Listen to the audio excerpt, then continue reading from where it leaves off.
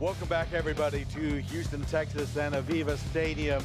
We are back after a weather delay. Lightning is gone, thunder is gone, rain is gone, thankfully. And we're ready for this men's D1AA bowl game between Florida and the Sam Houston State Bearcats. The Gators come in, the runners-up out of the Florida D1AA conference. They lost twice. The only two losses were to St. Thomas. And as we kick off, the Bearcats came in first in their conference, Lone Star, and then runners-up in the Eastern Regionals to Iowa State.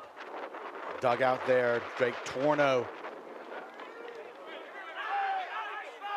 Sam Houston, they're representing today. They are the representatives of the state of Texas. Just about everybody on their personnel is a home state boy here. Excellent kick ahead by Lane O'Brien for the Bearcats, who are playing in their, I would say, burnt umber kit. Quickly going forward, looking to once again get that ball out to O'Brien. A little bit of an offload. And that's Cortez going into contact, taken down by the Gators. A nice go forward here. James still running. Cleared out by Montoya, but a little bit late and over the ball nicely, in fact, was Wesley Sefton. Yeah, that tackler going down to bring the ball carrier down has to make an effort to roll away and not impede the offense's ability to recycle that ball. And that roll away is paramount. You got to get the roll away before you get the poach.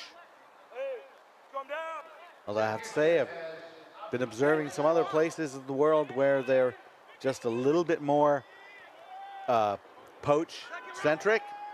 And so the roll away is not, you don't wait for the roll away quite that much. It's interesting how they do it in different regions. But here we go for our first scrum of the day. Something I think these packs are looking forward to. A little bit high there on the far side.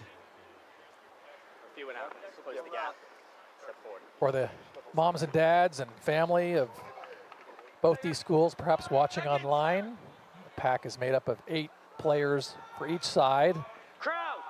With the prop on the left being the loose head, the hooker in the middle, and the tight head prop in the front row on the right.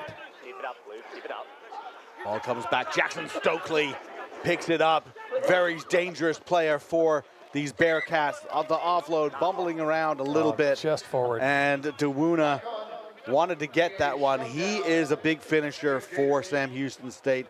Lost it forward, so it'll be another scrum down there for the put-in for Florida this time. And having had a quick second scrum here, I can finish up with the 2 locks that come in behind the 3 in the front row. And then you have an open side flanker, close side flanker, and an 8-man in the back making up the pack. Brian Stock putting it in for Florida. Comes back to the feet of Lewis Ballarts, who's a big runner for them as well. Stock gets it out to Duffy. Duffy sends it on to Shumway, and the kick down the field. A good low kick, Shearhorn.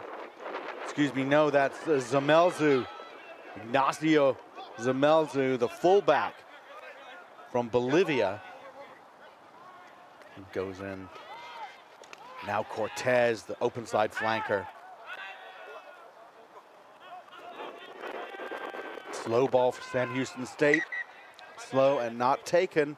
Yeah, we're going to see perhaps at the go here a few drops. We've just had a nice pass through of thunder, lightning, and storms that delayed our start here for about an hour or so. And so the field is damp and wet, and it's muggy, and you know, it kind of killed their timing too, because they'd just come onto the field. They were just lining up, getting ready to start when we stopped. So that whole warm-up has to be redone, but in a short time frame, about a 10-minute time frame. That's right. It's real tough with some of these players. Ballarts.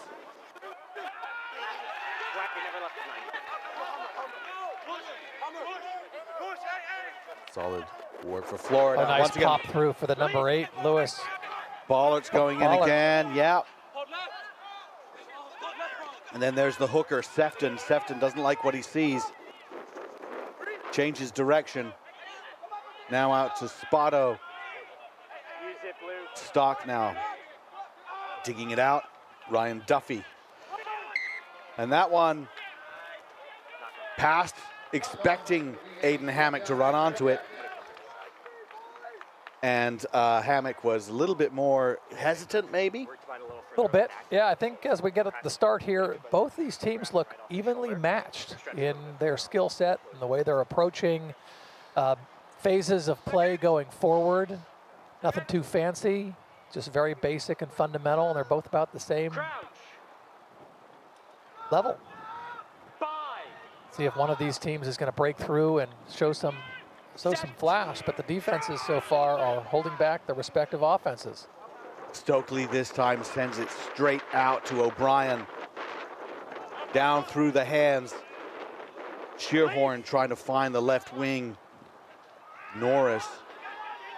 A nice counter ruck attempt by Florida. Oh, a little bit of a snipe there. That was Torno, the scrum half, out of Liberty Hill, Texas. Oh, that's a good contest to the ball right there. And this is what we're talking about here with the poach, the jackal, where player is tackled, and when that tackle occurs, the tackler has to roll away, and the player on the ground has to do something with the ball. He has to do something with the ball. Meanwhile, somebody on his feet can go and try and grab that ball, and if he's not allowed to take it, that is a penalty against the man on the ball, on the ground. That's exactly what happened there. The ball carrier on the ground was holding on to the ball and disallowing the defender from picking it. And what you'll also find out is if they don't have their hands around that ball by the time the scrum starts, two people pushing against each other, you can't grab it. But if you grab it first, somebody hits you, you can still try to keep grabbing it. First line out of the afternoon. Ballards takes it out there to Stock and out into the backs. This time Shumway from Spokane, Washington, about as far away from University of Florida as you could possibly be and still in the contiguous United States. Yeah, once again, just running their pods. Spotto.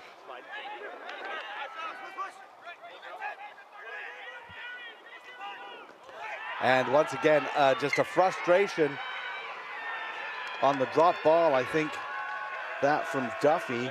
And Duffy then almost just stopped completely, and you can't do that. You have to continue to play. Gotta play the whistle. Yeah, gotta play the whistle. And just there, and he's like, oh, you know what? I better dive on that, make sure I kill the play. And incoming there, Larry Volacek. Volacek from Alvin, Texas. Looking to go into the military when he graduates. Well, as we saw last night in the men's D1 final with Navy and St. Mary's, scrummages repetitively throughout the game were exhausting for both teams. And that's what they'll see if we continue to have a lot of knock-ons in this tough weather. Ball comes out through the backs, a nice looping move. And now we've got Sam Houston State. Zamelzu pops it back inside. Florida trying to get quickly onto the ball, but they are cleared out. Nice go forward by the back line there. Slow ball, just trying to decide. O'Brien now out to Volacek. Oh, 3-on-1. Preston James, he dishes it out. And then to Ross, and then out there to Norris on the left wing. Norris spins out of a tackle. Oh, beautiful continuity and support right behind him when he got tackled, keeping possession on the go forward. Nice open field play from his front rowers. Ross once again working his way through. Volacek calling for it. He goes into contact. Montoya over the ball. Cortez. Keeping his legs going. Coming in, making another invasion there, Cortez. The counter ruck. The ball is over. They're over the ball, excuse me. And yes, what a perfect counter ruck there from the not particularly large scrum half, Brian Stock. I think he caught him off guard and just got down nice and low and drove him right back off the ball. And then the Sam Houston player tried to kind of pop in from the side to stop him, and that's what the penalty was. And as you see, the kick does not go to touch. He stepped to the touch, but I think. Norris stepped back as he tried to accelerate and stepped on the touch line, so he is out.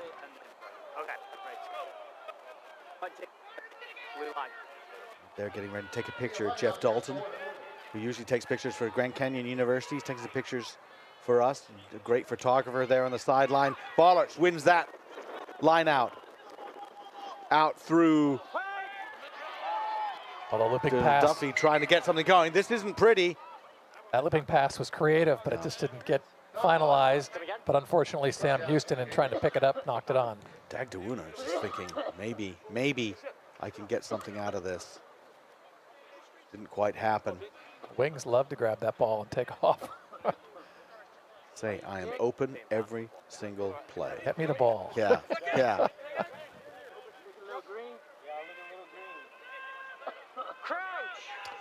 So another scrum, another one, another chance perhaps for Florida to get out of trouble. A little bit of field position pressure on the Gators so far. 0-0, more than 10 minutes into this D1 AA bowl game. Back to Duffy, long kick. Zamelzu taken down. Picked up by that was Spartan. That was great smarts. He looked left and did what you're supposed to do in rugby. Get the possession and go forward. Go forward. O'Brien now. So many options. Once again, that one. And again, as Stokely unhappy with himself. Stokely, he's been in he's been a center, inside center, outside center for them. And I think he's in his last year. Let me check that. Yeah, he's graduating this year. Career aspiration, MLR superstar. I think he can definitely do that. Product through the Rock Rugby Academy out of Round Rock, Texas, and has been playing for 8 years. He is an excellent player, very dangerous player. Just needed to be running on to that one.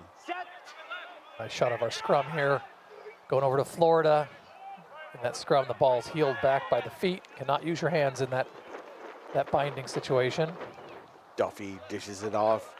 Shumway going in, quick pickup, stock, chips it ahead. No, he ends up bumping into one of his own players. Accidental offside. And that, again, you can't use a player as a blocker, but sometimes it happens, and nobody intends it to happen, then it becomes a scrum infraction rather than a penalty. You guys kicked it, hit a player in front of the ball. A couple of incredulous looks there from the Florida players. We got a scrum down again. Zach Thomas, Englishman, interesting, from Birmingham, England, say, they've got a foreign player. He's been playing for less than a year. They're new to rugby, but probably not new to rugby in terms of knowing what it's about. Torno getting it to O'Brien. O'Brien kicks it, charge down, but Torno still has it. O'Brien still has it. Stole a couple of dummies, a couple of side steps. Can they win the ball? Yes, the ball is there. Shearhorn trying to pick it up. Can't get the handle on it. And Lane O'Brien had the idea to kick it. Didn't work out. Charged down right back into his hands, and off he went. Yep, landed right back. Camera's hoping that the kick is going to go downfield. There he is. What a great sidestep there. Yeah, each of the tackle breakdowns have been contested. Both these teams are really battling for that ball, the tackle.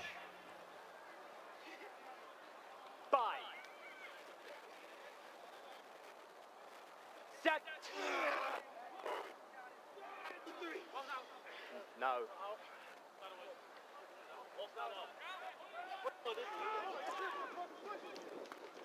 Now kicking clear. Duffy over to trying to get something going.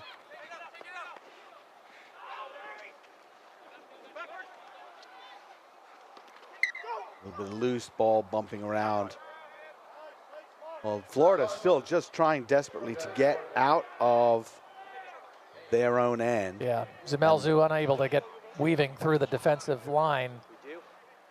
Here we are, blue scrum. And another infraction of a knock-on, so scrummage down again. Greg, Aiden Hammock taking a look at him, just getting back, giving a couple of instructions to the Gator back line. Respect the area. Are we clear? A couple of instructions from the referee as well, All right, guys, let's find out. just in terms of how much the scrum half can harass the other scrum half around the scrum. Really, referees like to see clean ball and rugby being played. And so if a scrum half is pushing that offside line a bit too much, certainly referee will be careful of that.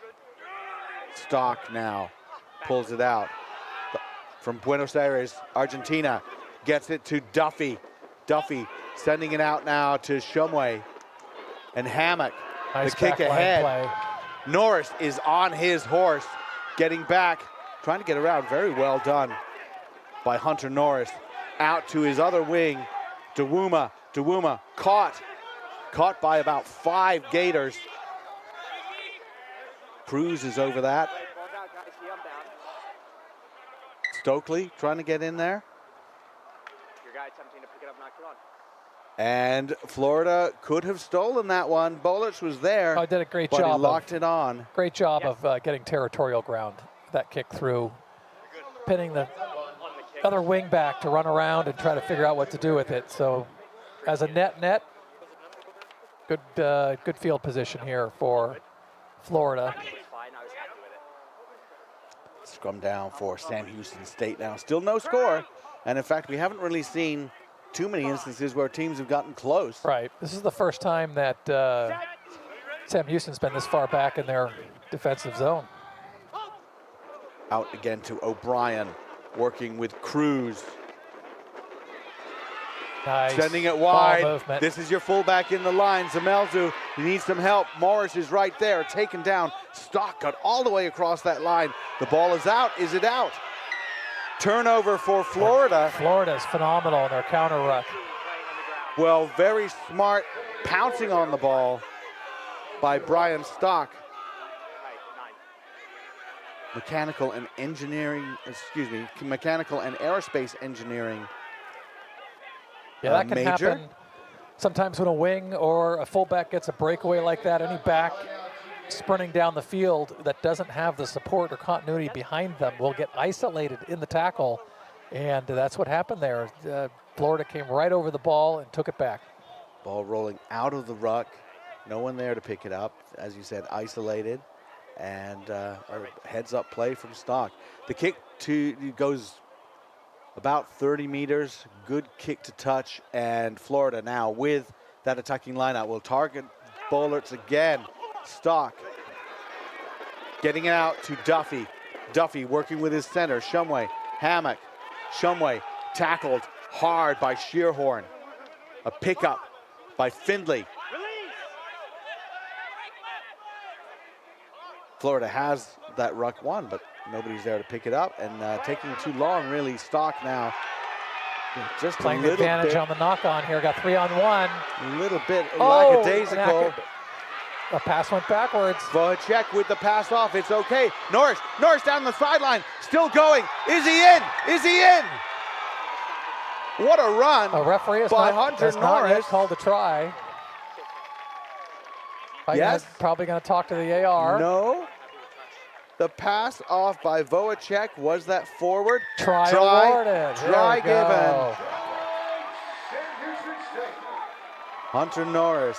Hunter Norris has a pair of wheels on him. Does he take We'll off have a down look the at this. sideline here? Vocek, well, it went, let's say, extremely lateral onto the ground. Norris picked it up. And you are right. Look at him just go down that sideline. Stayed in field. No problem at all, really. The criminal justice major wants to be a Texas State trooper from Galveston. Well, nobody will be getting away from him. That is quite true. And if you see that TV show, Lone Star Law, that's a fun show. A lot of stuff you get to do as a Texas State trooper. And he has some pace. And I don't know, I didn't think they need to really commit that last tackler that badly. How about just hands, get it to your speedster on the wing, because it looks like he can outstrip everybody else. We got a kick from the side of the field over there. The camera's showing us here by the touch line. Kicks are taken from the point directly out from where the try was scored. So he's got a long angle back to the posts. Lane O'Brien from Woodlands, Texas. And that's not his best effort. That is not. That is a bit of a worm burner. That's the worm burner. Same thing I do with my golf club. You know, I hit behind the ball by about 3 or 4 inches, and it doesn't go very far. And we are going to go to a water break here, and we will be right back after a short break ourselves for the rest of this first half. Sam Houston State leads 5-0.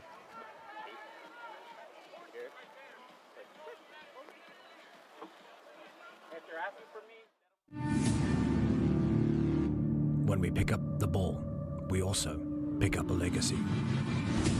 A legacy that stretches beyond your current team. A legacy built on the backs of those who came before you with hard work. And for those who will come after you, we promise it won't be easy. But we'll be there, supporting you on and off the field. And they come forward through Russell, and only Norris finishes the job. Bristol struggled with last week against Bath.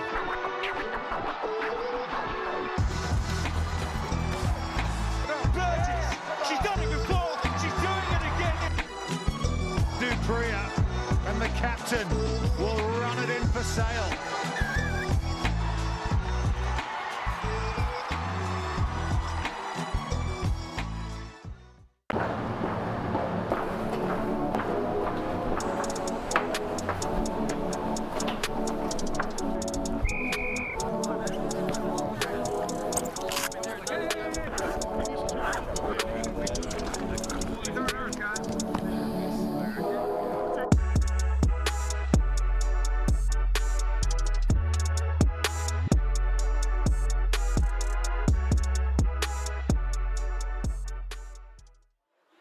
We're back in Houston, and Sam Houston State leads 5-0 after just having scored 20 minutes into this first half of this bowl game.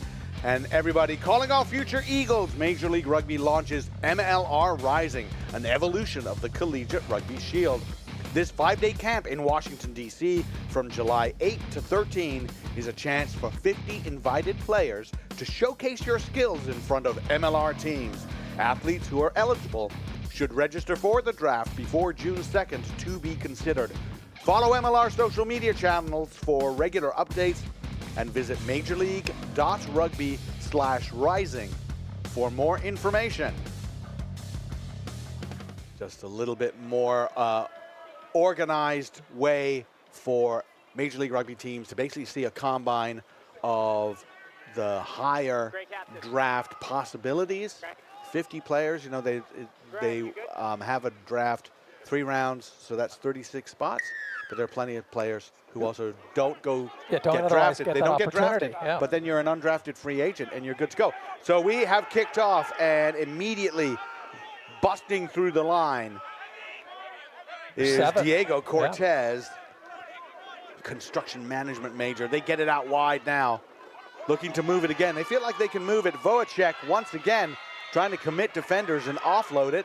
Yes, that's exactly what they're working, just surging through into Florida's half now. O'Brien, options, oh, the up high and ball. under was not quite forward.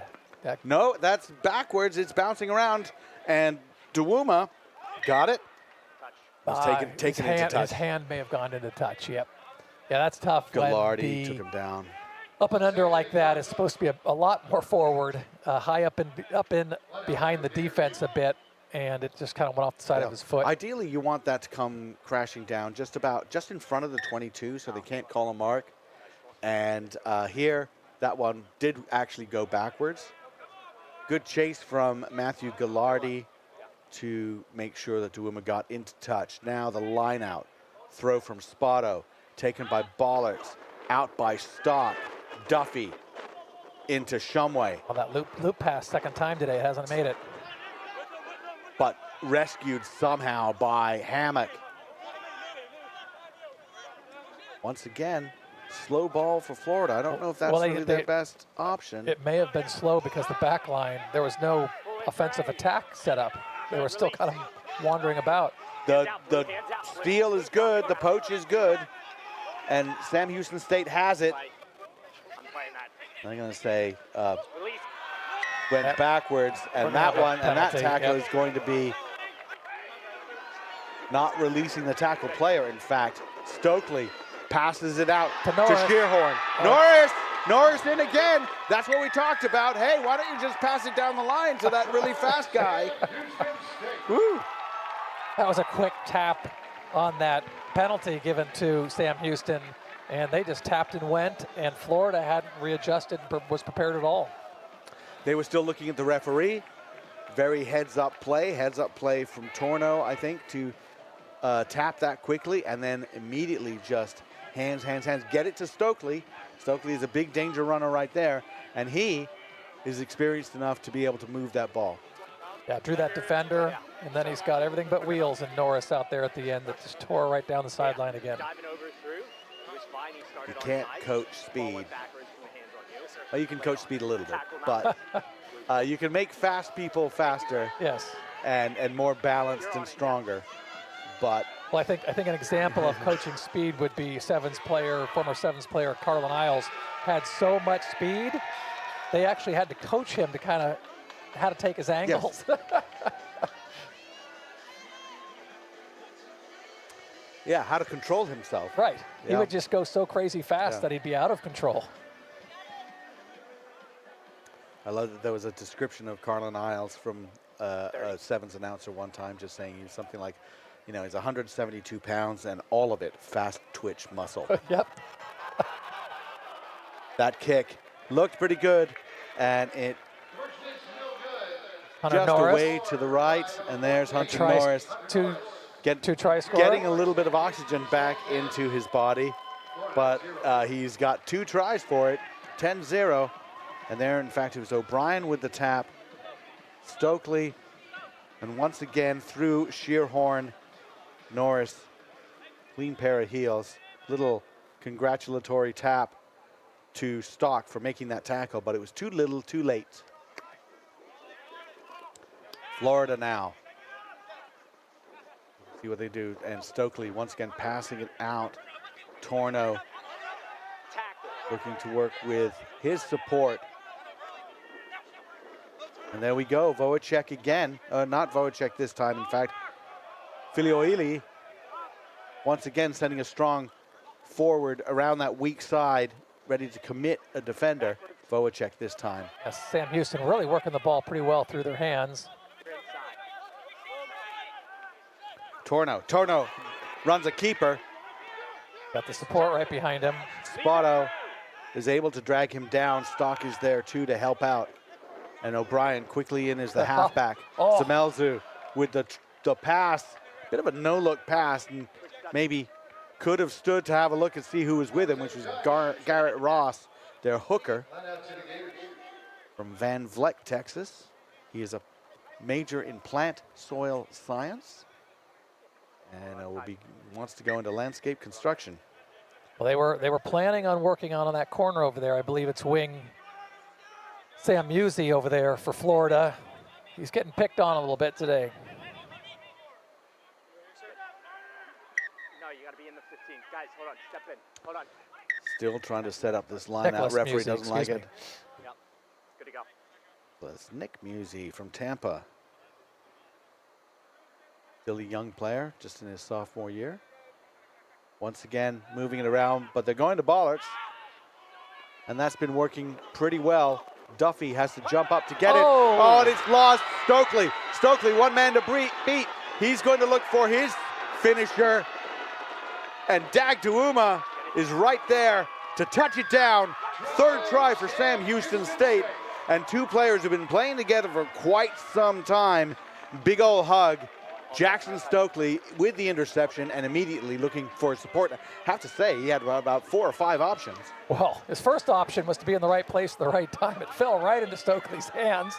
We're going to see this on the replay. It pops up, and Stokely happens to be right at the right place at the right time. He's got Duma right on the outside of him, and he is Sam Houston's answer to Speedy on the other side of the field.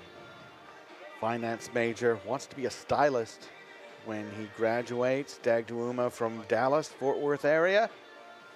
And I tell you, Jackson Stokely, every time I've seen him, has really impressed me. And, you know, he said it's not a joke when he says he wants to be an MLS superstar. I think he has the physical attributes, and he's developed his rugby to be a professional. His size and his speed and that reach, those, you know, that was a very difficult interception to grab, and he grabbed it no problem. Really great left-hand pass to set up that try. Good speed. Nice kick. Good athlete. And the first kick Ignacio Zunazerozu.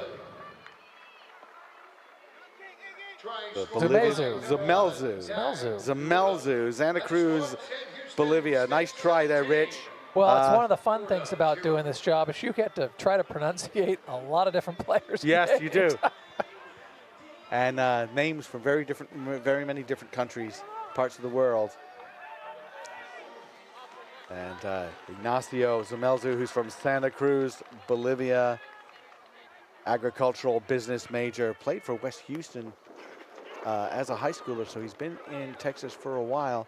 And now, nice lofting kick. We see the wind is pretty much done. We're looking at the flags on the right-hand side of the stadium, and they are not flapping at all. That one goes through Zemelzu's hands. Referee says went backwards. Zemelzu gets the return pass. Oh, sends out look. He didn't look on the pass. He does like to do that sort of no-look thing. He doesn't have to. Just take a look and see where they are, but Norris was there for it.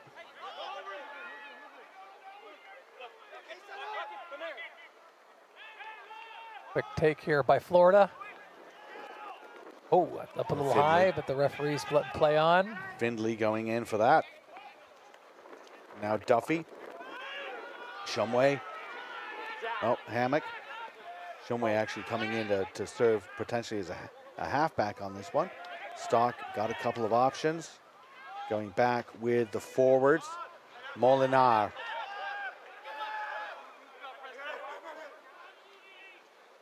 Bollerts. A little bit of a dummy. Takes it up.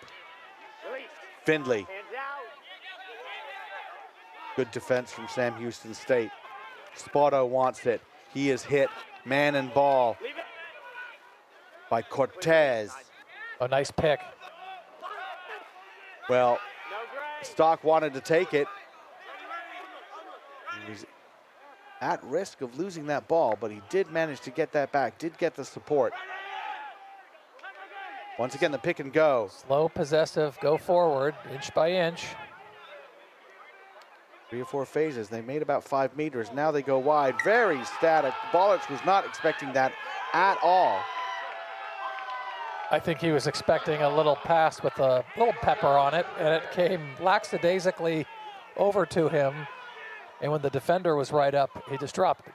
Well, there was definitely a little conversation between Bollerts and Zach Thomas about what they wanted. What Shot they need to of provide. the camera here, the scrum going down here. Sam Houston putting the ball in. Ball has to go in Referee generally in the middle. There is a Referee little doesn't bit of like it. feeding that goes on. Yeah.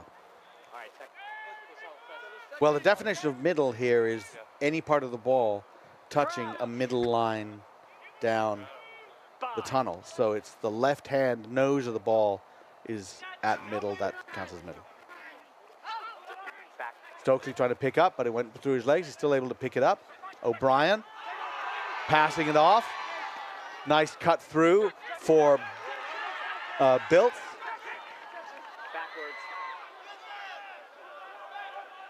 Then they lose it. I think, yeah, the Florida player came in from the side. You have to come in from the back. There's a gate, actually, that you've got to come in to challenge that ball. And now here they go. They're charging with the big man, Preston James. Preston James to Built, out to Garrett Ross. Garrett Ross is over. And the quick tap and quick play went with, you know, these guys in the front row, they can run. Preston James showing quite the turn of pace. Have a look at this. From Baytown, Texas. They're not too happy about it. Preston James would have liked to have scored, but he had the support in the back. That's nice to always have your hooker waiting right there. Garrett Ross right to the right of him to down it in the try zone. Freshman Trace Biltz smartly just takes the pass and gives the pass. Ross is out there. Oh, it looks like we're going to have our winger, Duma, take a shot here from the other side of the field. And try score Garrett Ross, as we told you, wants to be not hit a well. landscaper. Just shy. Oh, Just a little bit under. Katy Barbarians, he played 12 years for the Katy Barbarians, or I would say about 8 years for Katy Barbarians, as and he says his hobbies and interests include chest day. Good, thank you. So certainly likes to hit the weights, and probably hits the weights with his classmates Montoya and James. Fine kicker. And those fine kicker. front rowers are putting on a bit of a performance here. Right. oh, nice take. James Go again. forward. James is having a time. He is having a time. Boacek gets it out to O'Brien. Wide pass. Zemelzu. This time sending it out wide. Norris. Norris has got some people facing him. Norris sees he's about to get tackled and thinks better of it. Yeah, slowed down, stopped, gave support to his team to get the ball in his next phase. Boacek cuts through. Looks around for some support. He doesn't really have it. Keeps going. Tackled and isolated. That's going to be a penalty against the Sam Houston State second row. No one was with him. Nobody expected him to go through, I think. I don't think they did, but an opportunity on the ground there is to just see an orange jersey and try to immediately throw it back. Oh, absolutely agree there. And a really nice tackle there from Daniel Shumway. Bullets over it, and yes, I would agree. Just fling it back. Fling it back to anybody in your color jersey at that point. Although it's confusing, there's a lot of orange on the field today. Well, we've got barbecue orange versus kind of hot. Tropical orange. Tropical orange. We come down to about the final 6 minutes or so of this first half. Oh, darn. 22-0. The rain is just starting to, and hopefully other things that come with rain here in Houston, Texas won't happen. Well, the flag's starting to flutter again. Duffy working with Shumway and Hammock. Tackle, dangerous tackle, high tackle. Yeah, ideally on a tackle, you want to, at least in coaching younger players, you know, aim for that navel to knees area. If you get up a little higher into the chest and going up to the shoulders and neck, you are going to be penalized. Well, they missed touch. Kind of criminal to do that. Boacek once again trying his hand at that defensive line. This is what more people expected, was he gets tackled. O'Brien looking to work with Cortez. Torno, he does like to go himself, doesn't he? Well, he makes it through, he squirts through. He's got the support there. And O'Brien's expecting it. Actually, Zemelzu went in at halfback.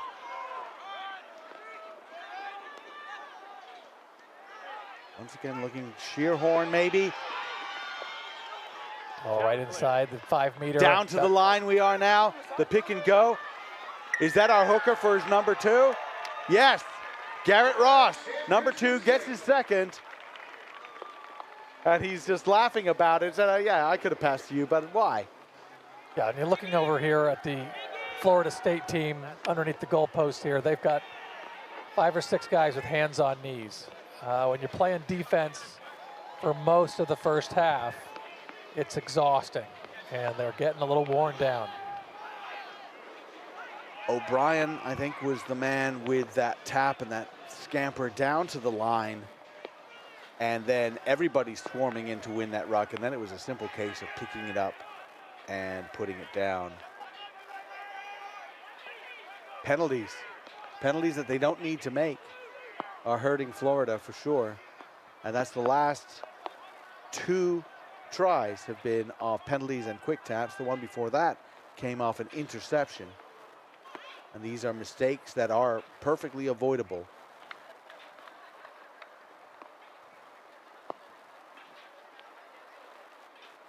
Ryan Gets a better stroke on this one. Oh, no, just under the bar. It was kicked well, but just not enough oomph to get over the bar. Just fell short. 5 tries, 1 conversion. There it is. Voacek going over. A good shoulder to the defender, bounce him off and go to the try line. Powerfully built man. And Ross goes over for his second try of the day. Norris with 2 on speed. Ross with 2 on hustle.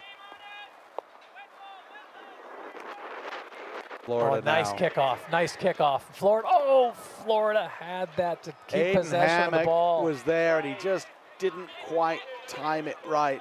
Cortez comes away with it.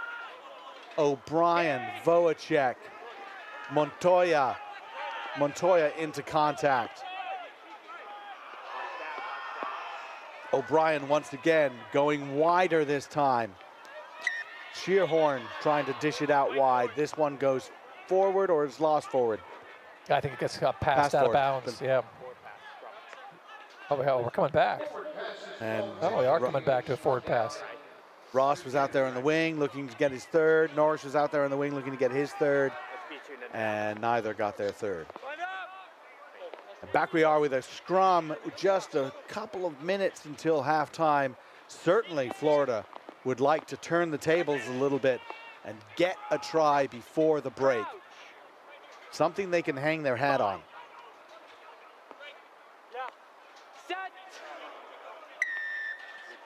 But no, penalty against the Gators, trying to get a little bit of an advantage. And instead they are penalized in the scrum. O'Brien. Penalty, long arm. Gonna kick to touch. Bearcats gonna take the line out inside the Gator half. And look perhaps to launch something else.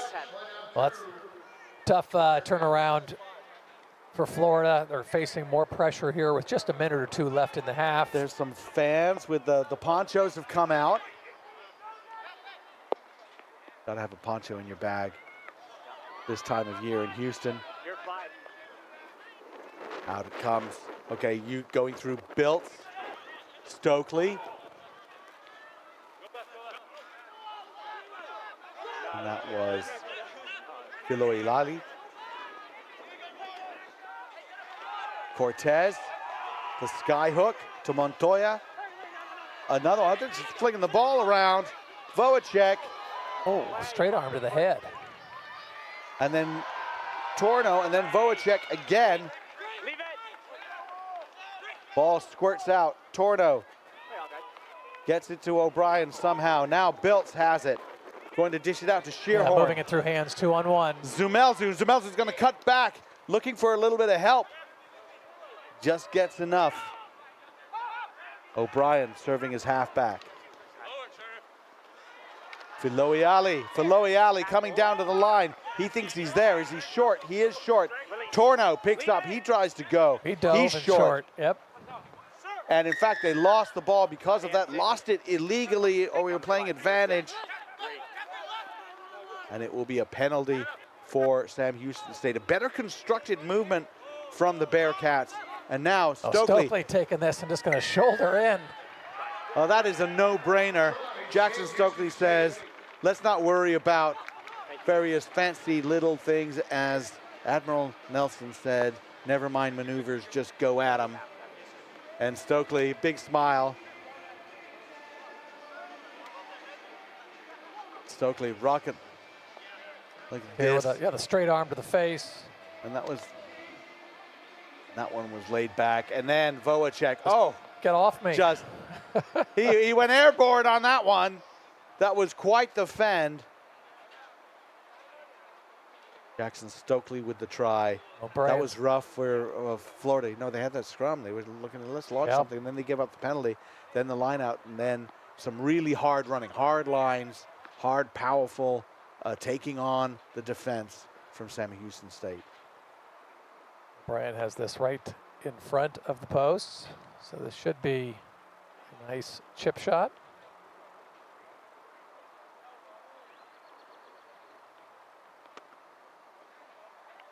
And that one is over. Right on through. And that's going to give us 34-0. We are at halftime now. Jackson Stokely comes over for a try. And we have tries from Norris, Duma, Ross, and Stokely. 34-0, Sam Houston State leads in this D1 AA bowl game. We'll be right back.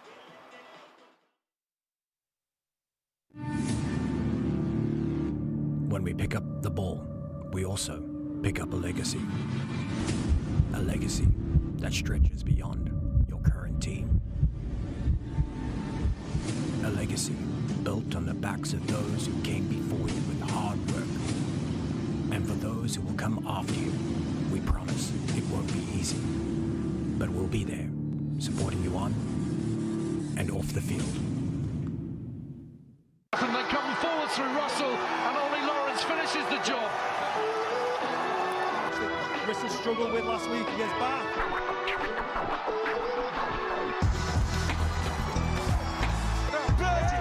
She's done it before. She's doing it again. Dupria and the captain will run it in for Sale.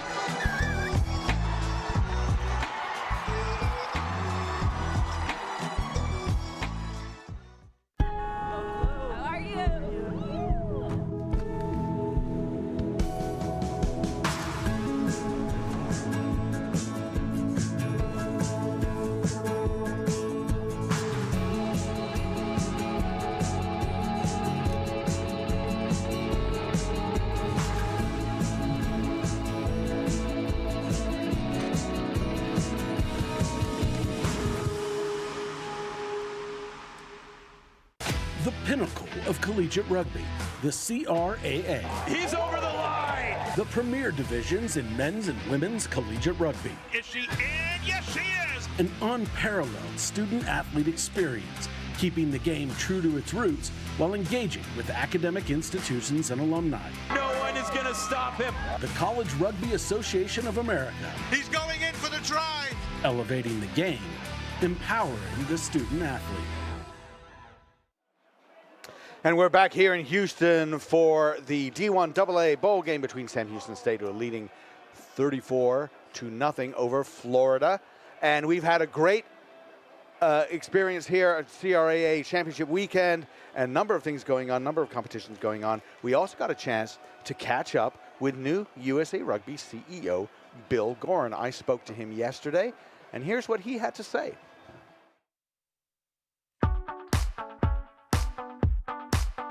Now, walking into the job, I said I'm going to listen to everyone, communicate with the community, hear what the community has to say, and then develop those benchmarks that I need to hit on day 30, 31, 32. First off, the excitement around the game, right? The game continues to grow. You're seeing the talent level get higher and higher every single year, and I've been to this event before, and I just can see that we're going to have growth as we're pushing on to our next World Cups, our next Olympics, our next, the World Cup that will be here in America. There are people here that will be representing the U.S. at some point, and we're thrilled about that, right? But there's more people that are going to be participating in the game, spreading the game, and growing the game. And participation is such a key because we need individuals to learn the game and be able to go out and talk about it, be our future coaches, and be our future referees. We need referees, we need fields, we need money. Finances are a big part of your concern as well.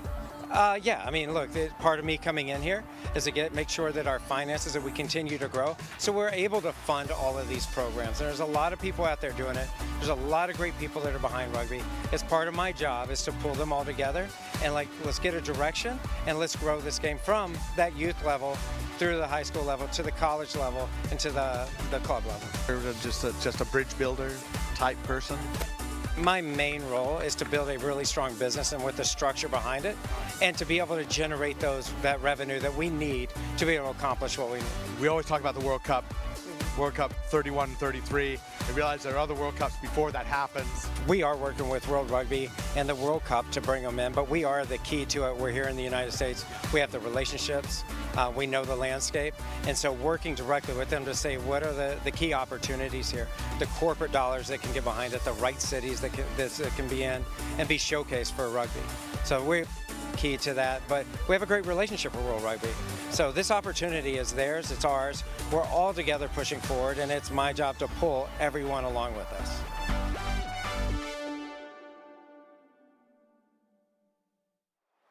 A showcase for rugby indeed. Sam Houston State leads Florida 34-0. They are in the locker room with a break. We're taking a break too. We will be back after a few moments here on the Rugby Network.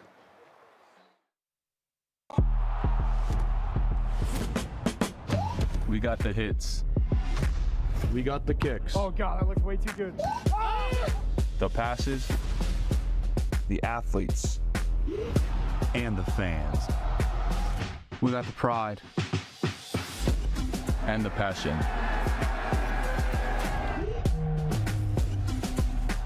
All we need is you.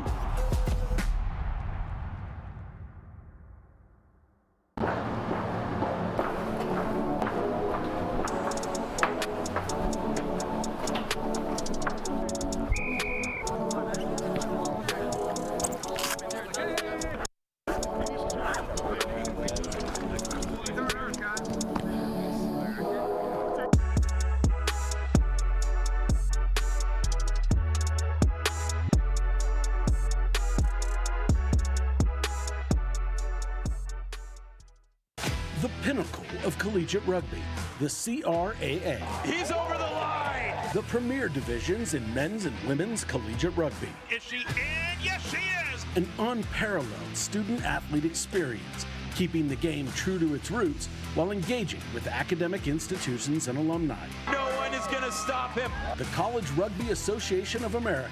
He's going in for the try. Elevating the game, empowering the student-athlete. And they come forward through Russell, and only Lawrence finishes the job. Russell struggled with last week against Bath.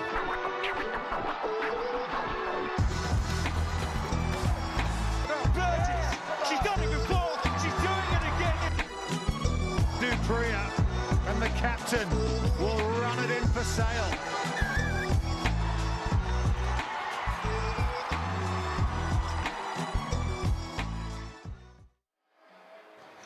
Right, back at halftime, Florida against Sam Houston State in this D1 AA bowl game. But last night, so many fireworks in the D1A championship game, St. Mary's against Navy. St. Mary's pulling that one out, 26-22 in dramatic fashion.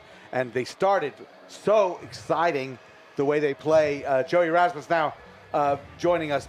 Eric Storty going on over for a great try, and then this one from the front row, guys. Yeah, I was on the sideline. The physicality in that game is awesome to see. You don't necessarily capture all of that when you're so high up with the angle that we get from these cameras, but it was a physical and fast start from St. Mary's, and they were looking to put Navy under the pump early. A great comeback bid by the midshipmen, but they just dug themselves too big a hole with St. Mary's firing on all cylinders at the beginning of the first and the second half. Pongi's try there was the game sealer, and even though Von Schmitz, who had a great game, stealing line out and taking line out and scoring that try, that was big. The penalty goal from Ronan Krieger as they inched their way closer, and then finally the last try for Navy, but then they turned it over right at the goal line. There was that strip there right at the end. That was Eric Storty again getting involved. And then they kicked it clear. Don Bisag delighted. What a great game. Yeah, well, the thing that really stood out to me was the tension at the bottom of at the end of that game. Yeah.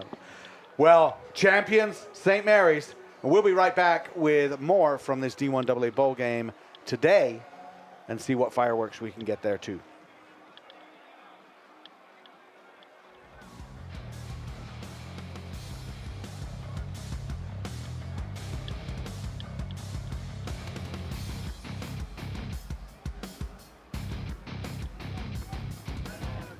The CRAA. He's over the line. The premier divisions in men's and women's collegiate rugby. Is she in? Yes, she is. An unparalleled student-athlete experience, keeping the game true to its roots while engaging with academic institutions and alumni. No one is going to stop him. The College Rugby Association of America. He's going in for the try. Elevating the game, empowering the student athlete. And we're back getting ready for the second half here of this D1 AA bowl game. The Florida D1 AA League runners-up, University of Florida, coming in with maybe a light squad. They don't have all their reserves bench for sure against local Sam Houston State. And 34-0, Sam Houston State leads, Joe. Yeah, well, only 3 players on the bench there, and then first choice fullback Santiago Gabilondo was sick coming into this day, so you saw that early replacement. You only had 3 players on the bench, and they had to almost, well, not almost immediately replace him. It was about 2-3 minutes in, or 20-30 minutes in that they had to pull him on the bench, but we just saw him a bit sick in the back of the try zone. On the other side with Sam Houston State, I had a chat with Coach Ramon Serrano right there at the end of the break, and he was telling me they were a little bit unhappy with the players' work off the ball to start the game, but once that kicked in, they felt they really came into their own, finding their structures and their shape. They do feel like they can do a better job in defense. They feel the tackle skill has not been as accurate as they'd like it to be, and they say, yes, the ball's slippery, but they need to do a better job of protecting the pill here in the second half. Well, there's a big tackle right there from Preston James, and I would have to agree. The later tries, the second one from Ross and the try that led from Stokely came from support work over the ball. And once they've gotten Larry Voacek just bursting through, he's the one that has needed players to come with him and win those rucks. So yes, in the end, Norris has 2 tries, Ross has 2 tries, Duma has a try, Stokely has a try, and it is 34-0. But we'll see if Florida can make something happen. They do have a bit of a breeze now. The wind is picked up again. If they can perhaps get some boot to ball and some territory, can they build from there? And instead, a little bit of trouble there at the back of the scrum, and the referee had talked to Drake Torno about getting 2 offside, being a harassing scrum half in the scrum, and this time I think he was penalized. Well, you said that Florida might kick. Florida thought maybe Sam Houston with the big kick dummy. You don't see that one too often. No, you don't. Turnover in the breakdown once again. Sam Houston State has it. Torno pops it up to Cortez. Cortez running hard again. James over the ball. And then O'Brien once again being the creator, but the ball goes loose. Florida has it. And in that transition, Sam Houston State a little bit slow to get their kick cover back, and their kick cover playing really shallow. Off those turnovers, if the Gators get their eyes up, they might see a whole lot of green space there behind Sam Houston State to kick into. We're going to have a conversation here.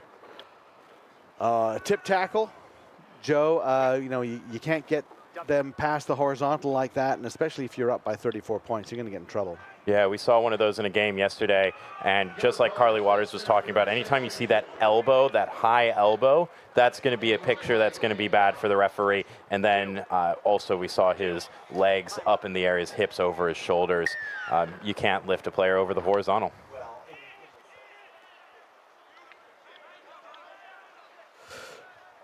Well, Drake Torno, the scrum half, takes a seat for 10 minutes, and we'll probably see O'Brien just slide in as a 9 and put maybe Cruz in as the first receiver.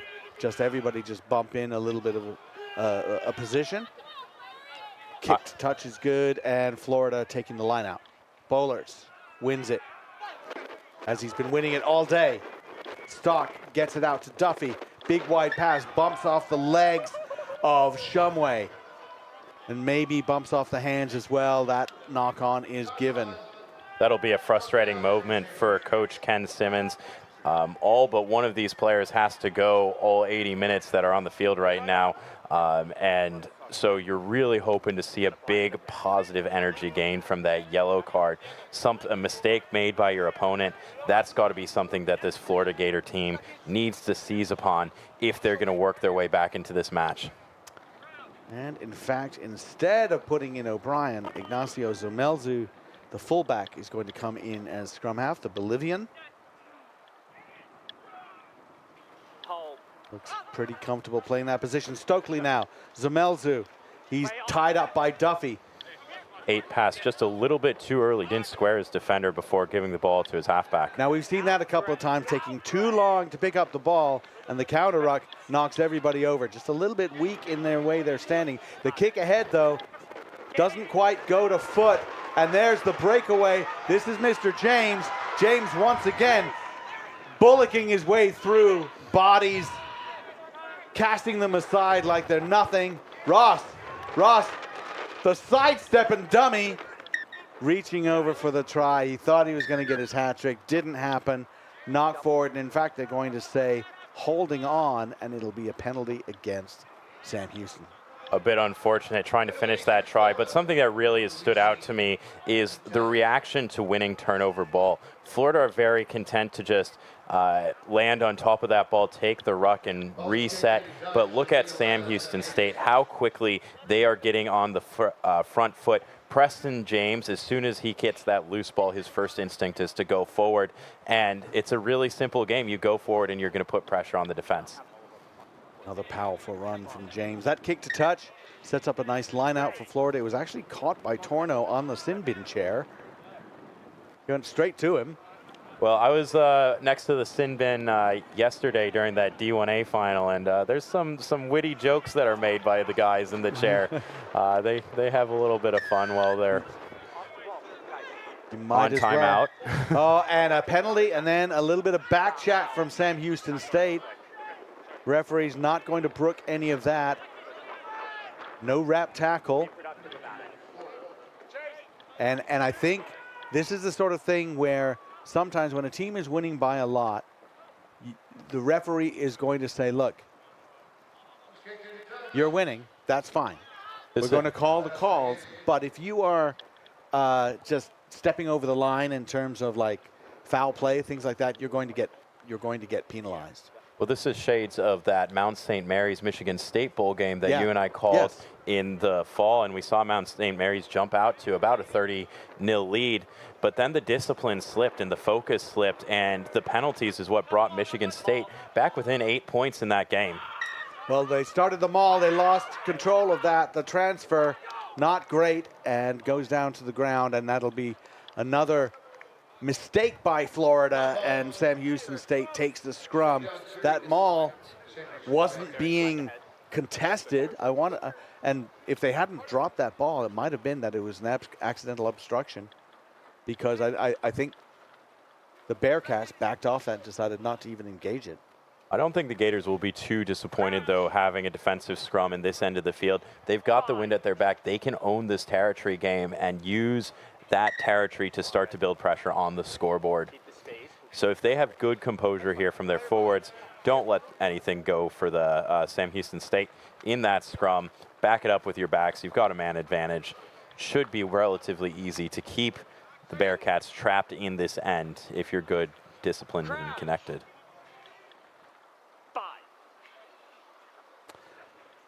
The packs come together. Zomelzu puts it into the scrum, comes back. And there could potentially be a penalty called against the halfback from Florida. You're not allowed to advance beyond the back last foot, and he did come to the center line of the scrum. Bill trying to get together with Duma. Duma managed to rescue that ball, did quite well. Bearcats still with it. Now out to Cortez. Cortez lowers the shoulder and loses the ball forward as he goes in. I'm sure that Mark Findlay of the Gators will be counting his lucky stars that there was a knock on there, because there was not a chance that he was going to be able to roll away out of the bottom of that pile of bodies.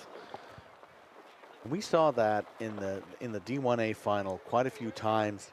players were cautioned as we see one of the few Florida subs come on, Cordona. That is the last That's sub. the last one they've got. It's coming in the front row. John Ramos was injured in the first half, a head injury, unfortunately, but he's replaced as well. And we saw players holding the tackler in the ruck, and the referee saying, no, you can't do that. You can't milk a not rolling away penalty by trapping someone in the ruck. And here we go with Florida fighting their way forward. Zach Thomas. And Stock out to Spoto. Spoto is hit hard by James and by Voacek. Duffy looking to work something with Diorio. Diorio still fighting his way forward, not giving an inch. Is he down on the ground yet? Yes, that's a tackle. Once again, that pass, he had to hop up for the pass. Cortez came right for him. Diorio is down with a cramp. And back they go. Turnover for Sam Houston State. And quickly the ball is sent wide. Shearhorn trying to connect with Norris. And that's that ball handling, just getting those final connections that Coach Serrano talked about. Norris will actually come off the field now, 2 tries to really get his team started. Such a turn of pace, but he will be subbed off and a number of changes made by the Bearcats. Yeah, I got those for you, Alex. Adam Olty, Corinthian Cormier, and Eddie Gutierrez into the game. But one thing I noticed, Florida in their attack, they're running into that orange and black wall over and over again. Sam Houston State playing a 14-1 defense. That means they're keeping 14 guys in the line, and they're only dropping their fly half, Lane O'Brien.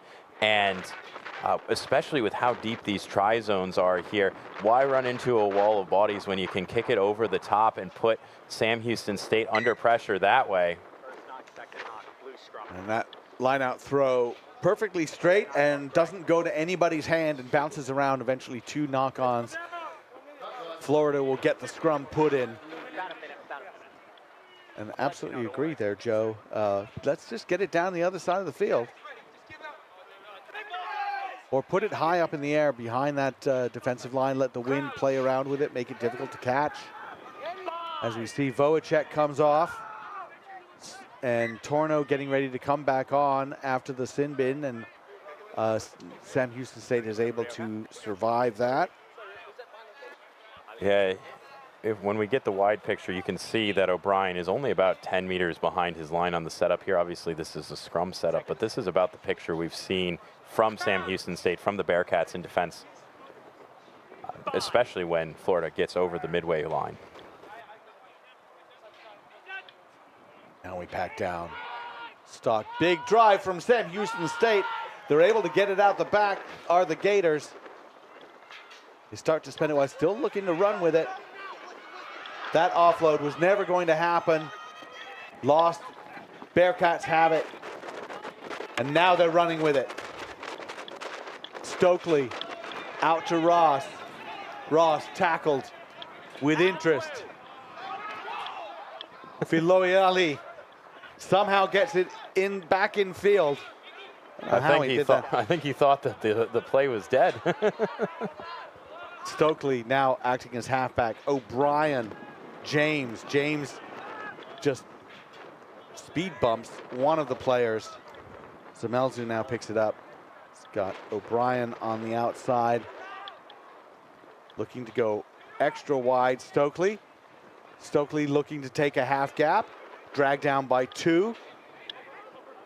Stokely, a player not short on confidence. On his media sheet, he put his career aspirations are MLR superstar. You know, I think he can do it. He's got a lot of the attributes, as we see the reserve player Olty go in and power through. Stokely now with the chip ahead. The kick tackled in the air, not too smart. And that'll be a penalty against the Sam Houston State captain, tackling the player in the air. And dangerous moments as Brian Stock, the halfback for Florida, down, grabbing his leg. They have no more reserves on their bench. You hope it's just a cramp. We've seen a couple of players with cramps. It does look like he's trying to stretch something out.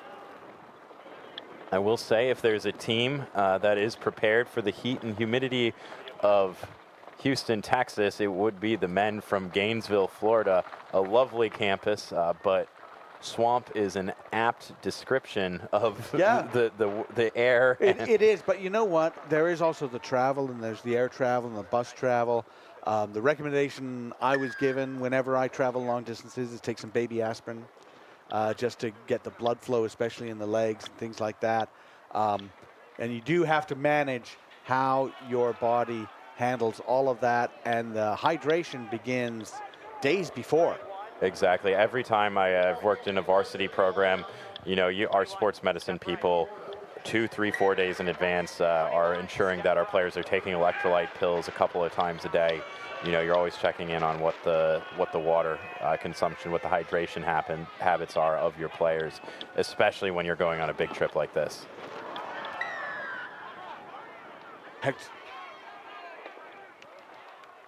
And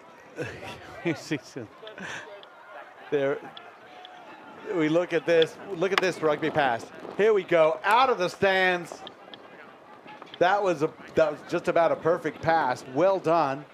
We've talked about the importance of the catch pass. I think the importance of working on the catch pass for the spectator is perhaps underemphasized, and we should be working on that.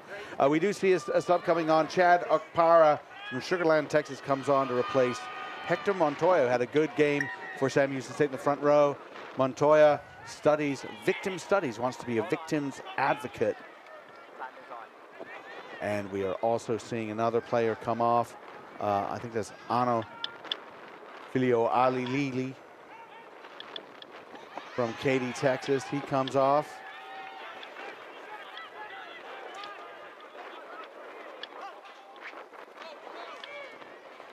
And Sam Houston State working their way forward. Olte with the run. And now Biltz off to Shearhorn. Shearhorn working with Zamelzu. Back to fullback now. Okpara. Okpara going through his first touch of the ball. Holds on to it well as they try to strip it out. O'Brien lofts the high one.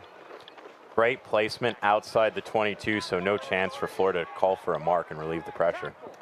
And that comes back on the Bearcat side. Torno with the fend. Torno's going to go himself. And yes, Drake Torno, the geology major out of Liberty Hill, Texas, goes in for a try. And he has been running some keepers throughout the game. And the only time you can stop him running some of those is when he's had a yellow card. But another product of the Rock Rugby Academy. I really loved the phase play there from the Bearcats, using those big bodies to just wear Florida down. You saw at the beginning of that very long possession, Florida making those tackles, but really keying in on the fact that this Florida team is going to be very, very challenged to finish this game with only 18 players on the roster today. Yes, they will. And you just see that attrition taking the toll over a course of about a 90-second period of ball in play. Yeah, I mean, those little moments of having to, all right, let's reorganize, let's get in all places, and the fatigue that goes associated with it. It's difficult to defend all the time. You have the ball, then you lose the ball, and your energy drops down, all those emotional things that help. Actually, Drake Torno from the 4 Points Rugby Club, also in Texas, and he has had a very good game, except for that little mistake with the tip tackle. And we see him in for a try. That kick, no good, not really close to good. And he's just looking up. And that fend away one, and he's gone, no problem. Yeah, that's the thing that every coach hates to see. If you're in, whatever you call it, A, B, pillar or post right off the side of the breakdown, sometimes players see that as an opportunity to rest, so you don't see that aggressive body language, the tower of power, as I like to call it, being in position to have your weight forward, a strong core, and ready to come in and make the hit. And you just saw that for the Florida Gators defender. Just a little bit weak and back on his heels with his body language, and great job by Torno to read that opportunity. It's good to see Stock back on his feet, and he actually restarts us for the next sequence. Back to Ulti. The reserve players getting involved. Bilt, who came on fairly early, and that was a no-wrap tackle. That was just a rolling block tackle. So that'll be a penalty against Florida. You see that it's really low, and you think maybe that's not that dangerous, but you've got to be extra careful with those, because that's also a time when you can create a really nasty knee injury. Absolutely, yes. Just roll right into someone's knee. We've seen that enough in football. Yeah. And that's why it's illegal. We want to protect players' heads. We also want to protect the knees. Brett Ellison getting ready to throw in.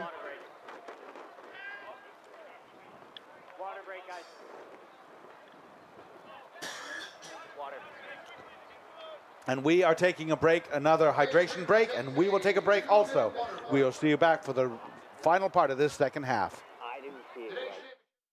I use Thorne products pre and post workout to maximize my recovery, muscle growth, make sure that I can be my best self on the field. Thorne's a supplement company that I can trust. They're NSF certified for sport, so I know that I can take this and know what's in their product. I use their protein, get my muscles nice and big. The products I use with Thorne have minimal ingredients, they're high quality, they're clean, they're batch tested, taste amazing, and it made everything in my recovery and my performance better.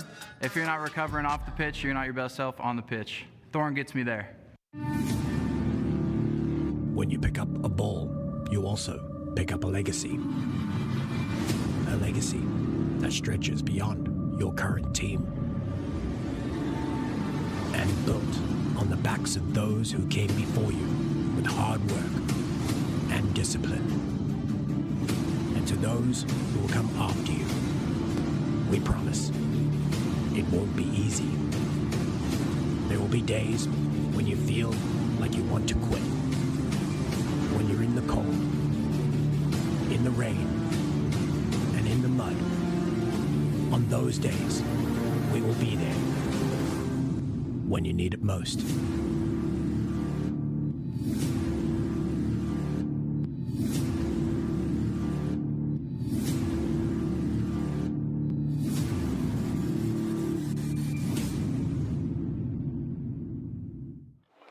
"20 minutes left to go in the D1 AA Bowl Championship. Sam Houston State lead the Florida Gators 39-0. Pickle Juice Sports, the official hydration partner of the CRAA Championship weekend. 10 to 15 times the electrolytes of common sports drinks. 0 calories and 0 sugar. Get the edge you need to finish." I'm sure there will be some Florida Gators that will be wishing that they had some pickle juice. I think they need to load up on that for sure. It's going to be a tough final 20 minutes for these players. I think they all have to finish it unless we have a front row player who's been taken off for tactical reasons. I don't think we have. Then this is it. This is what you've got, Florida. And they will be looking to get some points on the board. They have stemmed the flow of points to a certain extent. With just the one try, right? A good period of defensive play for them and just controlling, managing the game, but that also coming during the sin bin period. Sam Houston State back at full strength now. And that throw was not straight, so it will go back with a line out, which is I guess, makes sense for Florida because they're worried about their scrum, but with that wind going, throws are not really looking straight either. But they get a quick win at the front. Smart play. Bollards again. They've gone to Bollards all day, and the offload coming off the player's face. Could be a turnover kick for Sam Houston State. Torno out to O'Brien, and there's their man Okpara. Wow, he just does love to run through people, doesn't he? offside by a wide margin, Zach Thomas. And so he's just not quite sure why he was offside, but he got up off the ground and he hadn't retreated. Picked up that ball that came out the back of the ruck. So it will be a penalty against Sam Houston State. They're taking the scrum. Very savvy by O'Brien. You see him just telling his team, a few people yelling for the quick tap and patting his hands, saying, let's slow things down. 20 minutes to milk away on this clock. They've done the hard work to get ahead by a significant margin. Just let the clock run down and get the win here. And Drake Torno getting set to put this ball into the scrum. The scrum has been a bit of a battle. It's generally started to go Sam Houston State's way. They've changed a good portion of this pack, however, and sometimes when you make those changes, how everybody works together and binds together changes as well. Well, you saw with Chad Okapara, he tried to swim his bind almost like a tight head on that last one. He realized that he's on the left side of the scrum this time, and it goes together a little bit more smoothly. And Stock tries to get Torno. Torno manages to get that pass out. O'Brien rescues it. Another high ball lands right in front of the 22. As Joe pointed out, that's the ideal place for it. The kick clear. Who's onside? Okpara right into the breadbasket. Defend. Still going. Superman's it back. And O'Brien once again built. He's got a wealth of support by him. And Cormier is there. Corinthian Cormier, the local man from Houston, acts like he's been there before and dives in for the try. Yeah, well, really, really great job by Sam Houston State to see the overload that the Gators did not rotate around the breakdown. Anytime you have a midfield ruck, you're looking to see if the defense is not matching numbers on the right or the left side. It was on the left that they only had 2 defenders, so Sam Houston State lined up with about 5 or 6, and you can see all the orange and black jerseys to only 2 blue and orange jerseys. Really clinical execution on the Florida Gators side. You know, that is something that we see when you have fatigue, not rotating around the breakdown, not getting our head up to see the picture of course, 6 Bearcat attackers all lined up one way with depth and an attacking line. Corinthian Cormier, one of many players on this Sam Houston State team with just such practical and useful career aspirations. You go down the list. He wants to be an oil and gas engineer. We've got, as the kick goes up from Duma, not in there. But you look at landscape construction, military, SWAT team, hydrologist, athletic trainer, stylist, FBI field agent, state trooper, IT consultant, occupational therapist, DEA special agent, doctor, game warden. All over the place. All very interesting to me, and a lot of law enforcement. Are you saying rugby coach, rugby journalist, and rugby commentary not practical careers? Rugby journalist is completely not a practical career. Rugby coach, very honorable profession. Rugby journalist, I'm not so sure. Where would we be without you, Alex? You wouldn't have me. I think we know that. I wouldn't even know where to show up for games. Well, that kickoff using the wind went all the way dead, so it comes back for a scrum for Sam Houston State, and Florida just continues to make those little errors that just make it harder on themselves. About 15 minutes or so left in this game. 44-0 now, Sam Houston State leads. Match official coming over to this left side of the scrum. Okpara has had some interesting bind techniques, so our match official will get a front row seat to make sure they're legal.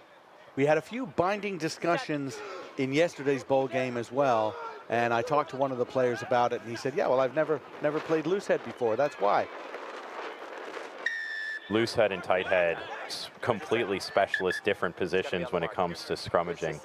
A lot of times coaches think you're just a prop, but it's really night and day, especially how the weight comes on you, on the angles that the weight comes into your body, and then also how you're able to load and distribute your weight. And with the penalty, Bearcats take another line out. sprinting to the line to get that line out going. Now this is a bunch of different combinations here. Cormier might be their main jumper. They might be going to Stokely in the back. Oh no, Cormier out there just moves a little bit further to the back, but it's not straight. Pulled by the wind. And Florida this time opting for the scrum on the not straight. And once again, just some first base possession that they can keep and exploit for the Gators. They've just not been able to do that. Yeah, or when they get the ball into the wide angles, it's that last pass that's just not quite going to hands. You know, Sam Houston State's head coach said it to me in our halftime chat, but it's just, you can't let the conditions be an excuse to let the skill level drop. You've got to have great handling even in these conditions, and if you don't, crisp passing can win games. Big drive from Sam Houston State. They get the penalty, so now they go back and once again go to the line out. They'll just need that throw to be straight. Oh, they decide to tap it. Probably the best move. Stokely now. Stokely could be going through all the way. No, he's nicely tackled, and in fact, in the offload, he loses that ball forward. It was a nice little show and go for him.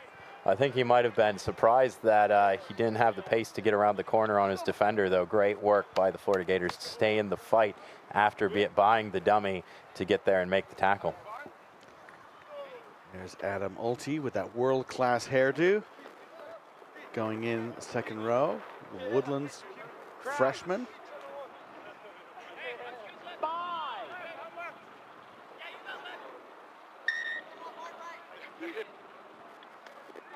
That is some heavy metal hair right there. Although I think if he took his scrum cap off, Brett Ellison might give him a run for his money. One thing to watch on the bind battle here between Sam Houston's loose head and the tight head for University of Florida.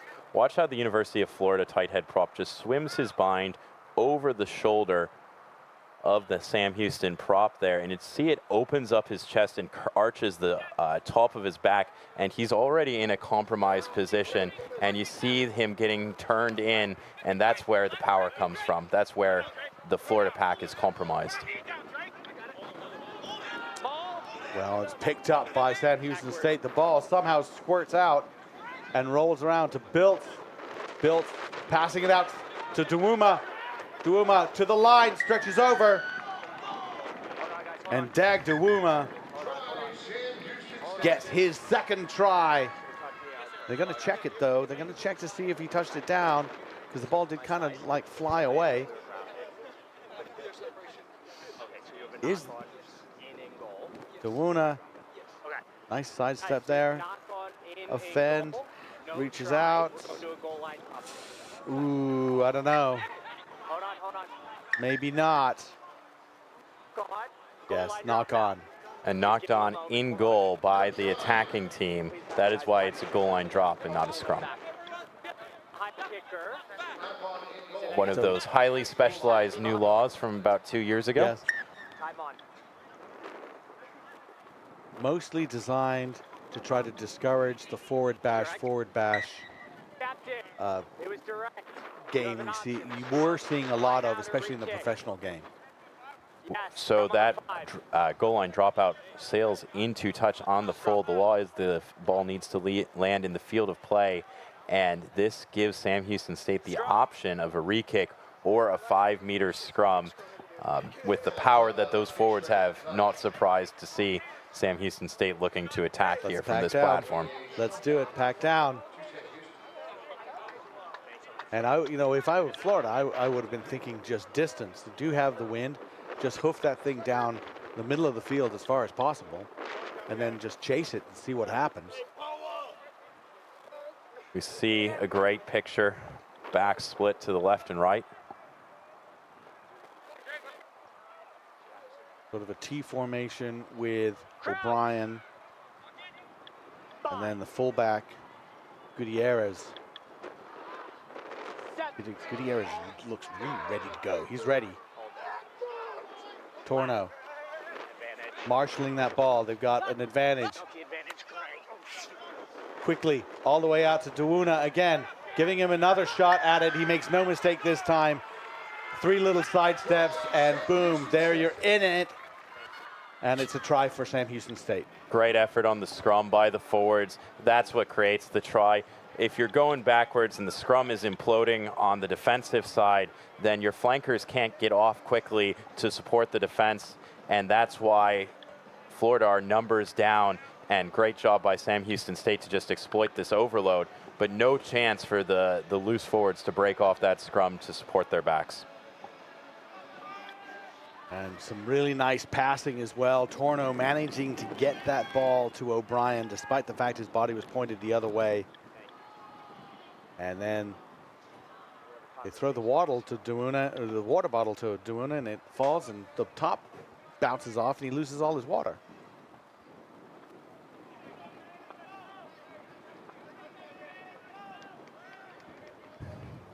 The wind's starting to pick up. The sky's darkening once again. We had the lightning delay before this game. Looks like the weather is threatening us again. As we come down to the final 8 minutes or so of this match.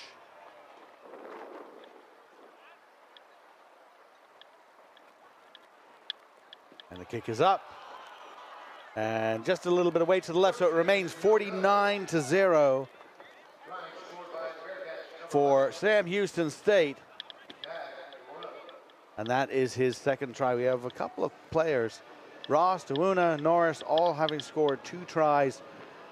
Cormier, Torno, and Stokely also with tries for the Bearcats.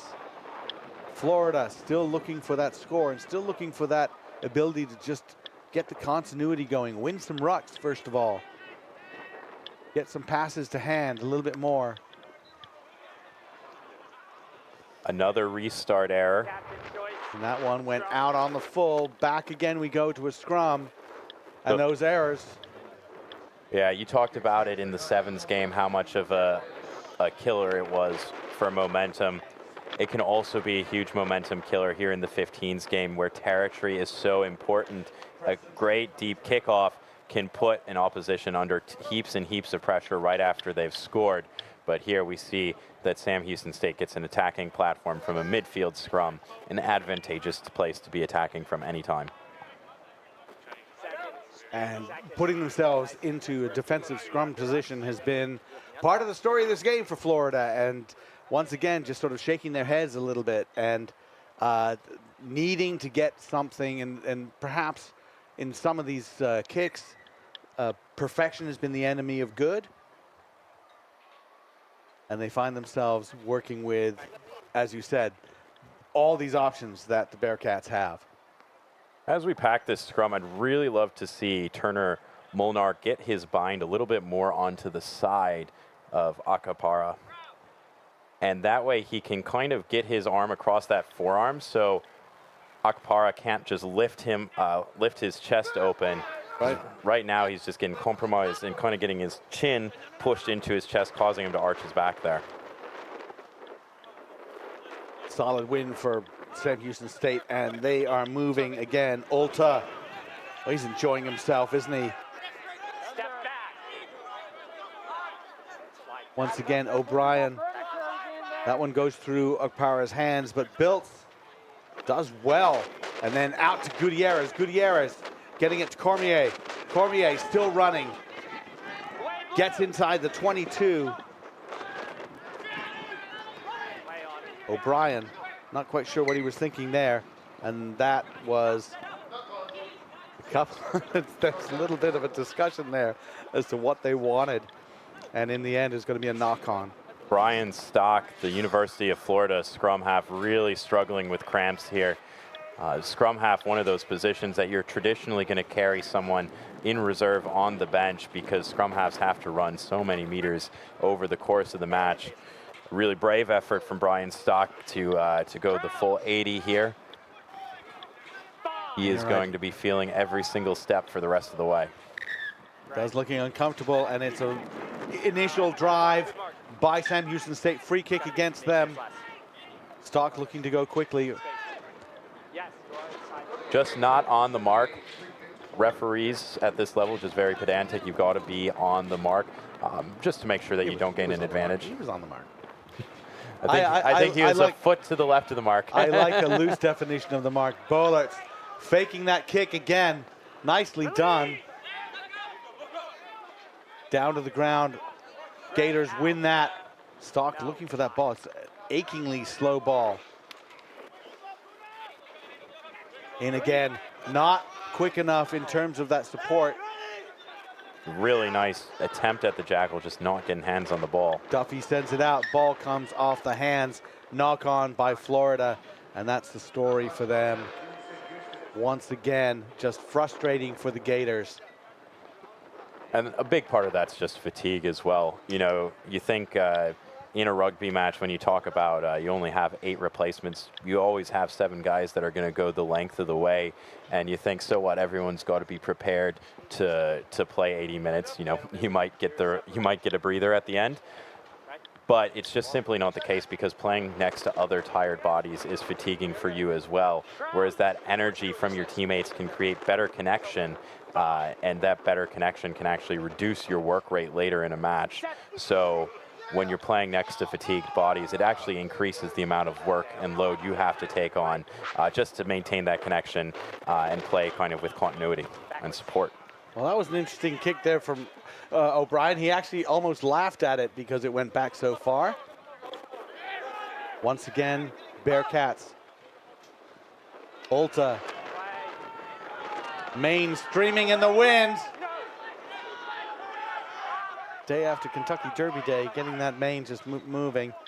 Built now. Stokely moving under full steam, goes down. He loses that one in contact. Got to hold on to that. Well, you'll hear a whole lot of. Just want to come back here and have a conversation quick. Hold on. You'll hear a lot of coaches that talk about space, run at spaces, not faces.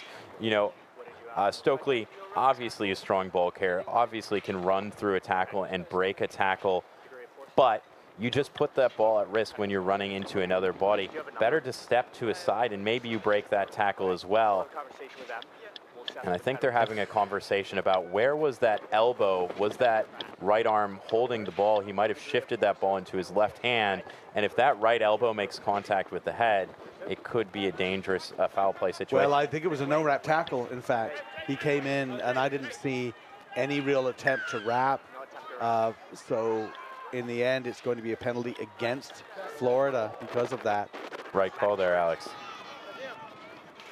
Well, ball goes backwards. Ulta rescues it. Torno.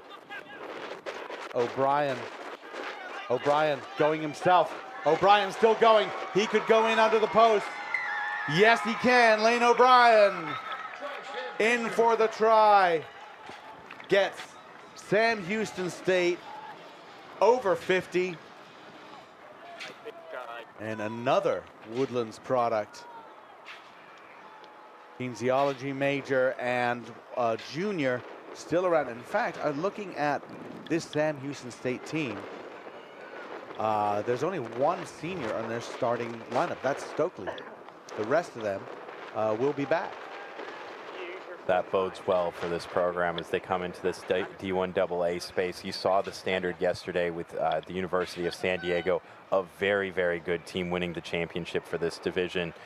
This is a Sam Houston State team that fancies themselves to compete for that championship as well, though, and dethrone the always good University of San Diego. Well, I think that interesting. Let's give a note to University of Florida. They've had a very good season. They've lost. This will be their third loss. They've lost the other losses. Both were to St. Thomas in conference play. They've had a terrific season. It's difficult to come and travel and play this. I will say St. Thomas beat Air Force yesterday, 27-24. So it's not like the league in Florida is not strong. You can see good teams coming out of that, but sometimes it's just difficult to get the players you need and get the performance you need on the travel day you need. The kick is good. That makes it 56-0, and that will be your ball game. Your D1 AA bowl game champions, Sam Houston State. finished it up 56-0.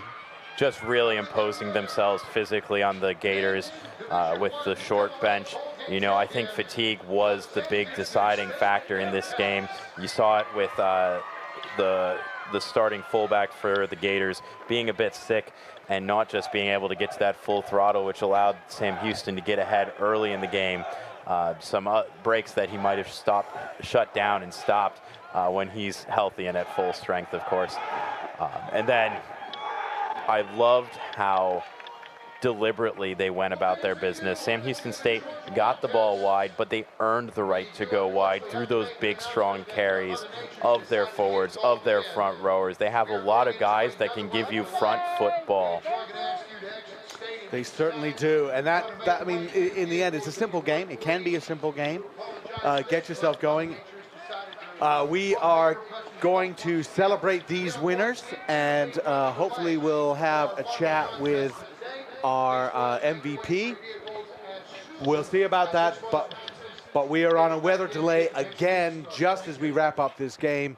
So keep an eye on what's going on. We are in a weather delay, which means we're not going to be doing anything rugby-wise for at least another 30 minutes as we get ready for the Women's D1 championship game between Grand Canyon and Stanford. As we do that, let's see if we're able to at least get a trophy to these guys. See the other member of our broadcast team, Carly Waters. They might have to wait her down. Here we go. Carly, what do you have for us? Carly Waters here on field with winner Sam Houston. I'm here with number 3. Preston James. You had a wonderful day today. Thank you. How does this feel for your team? I know you narrowly missed out on a loss against Iowa to play in the championship yesterday. What does this mean? I just think it means that we showed we could actually play better, and that we come together as a team. We just have some off days. I'm not good on camera. I just think it shows that we can work as a team and truly get things done against a team that's big or a bigger school than us. I thought you guys had a wonderful physical game. You are player of the match, so congratulations to you for that. You had a standout performance. And how does this feel building into next season? Like, what a way to end this. I feel like next season we could come out even harder. I know our team, we want to be known for physicality, so we want to keep at it. I know I want to get more physical, so we're going to just build a team with all the rookies we have coming in and to build that brotherly bond to show that we can still work as a team on and off the field. Physicality is an understatement for you guys. Congratulations. Thank you, man.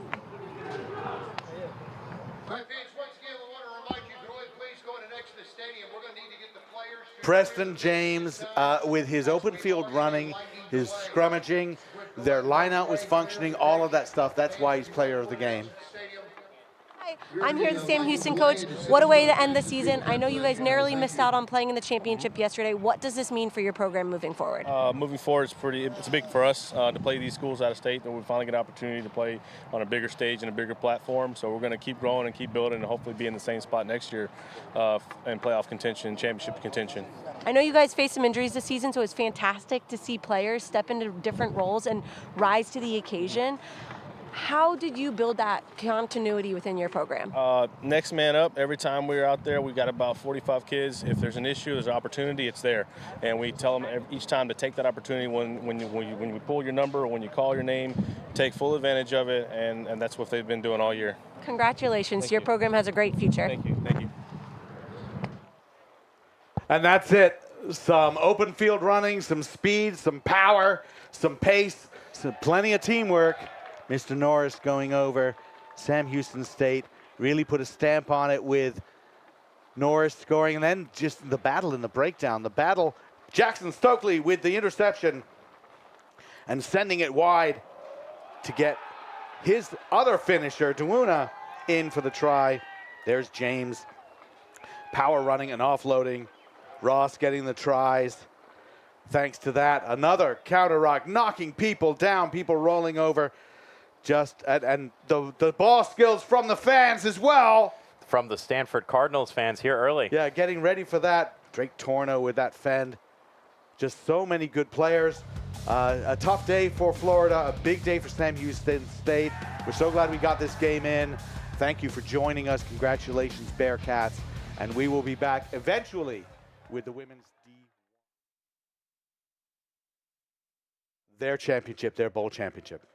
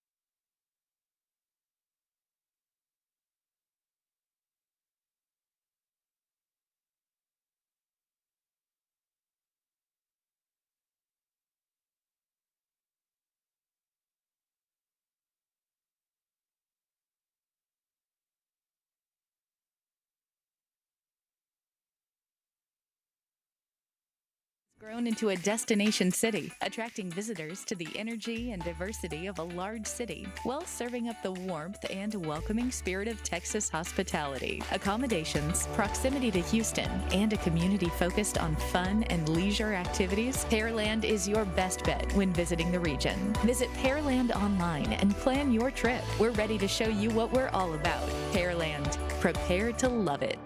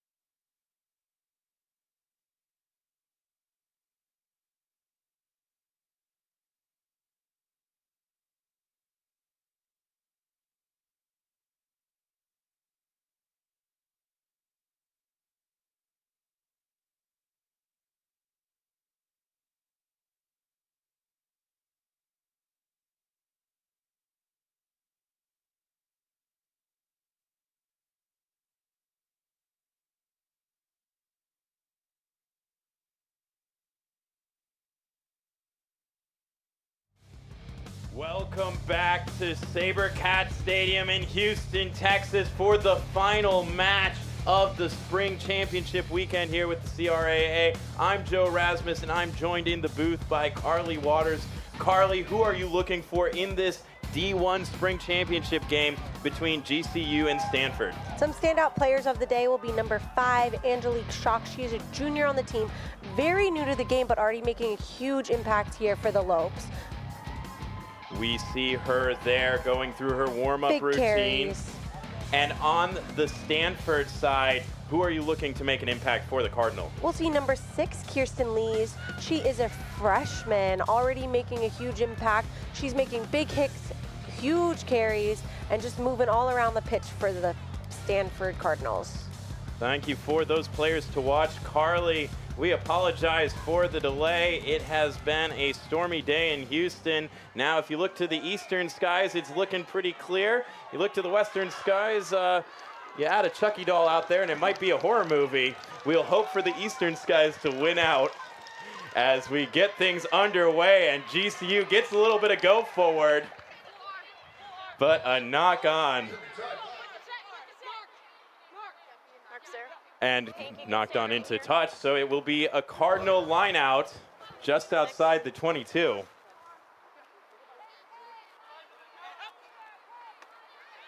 Good contest by the Lopes. GCU in the light purple. Stanford in that Cardinal red with white stripes. A big boot down the field, finds a bit of space and bounces up. Stanford fullback is able to get to that, but brought down by a brilliant tackle. Stanford still retaining possession, looking to build through the phases. Both teams just trying to find their footing here. It's been a long day, travel difficulties, weather delays. And there's one of those players to talk about getting her first touch on the ball. That's Danielle Cilio.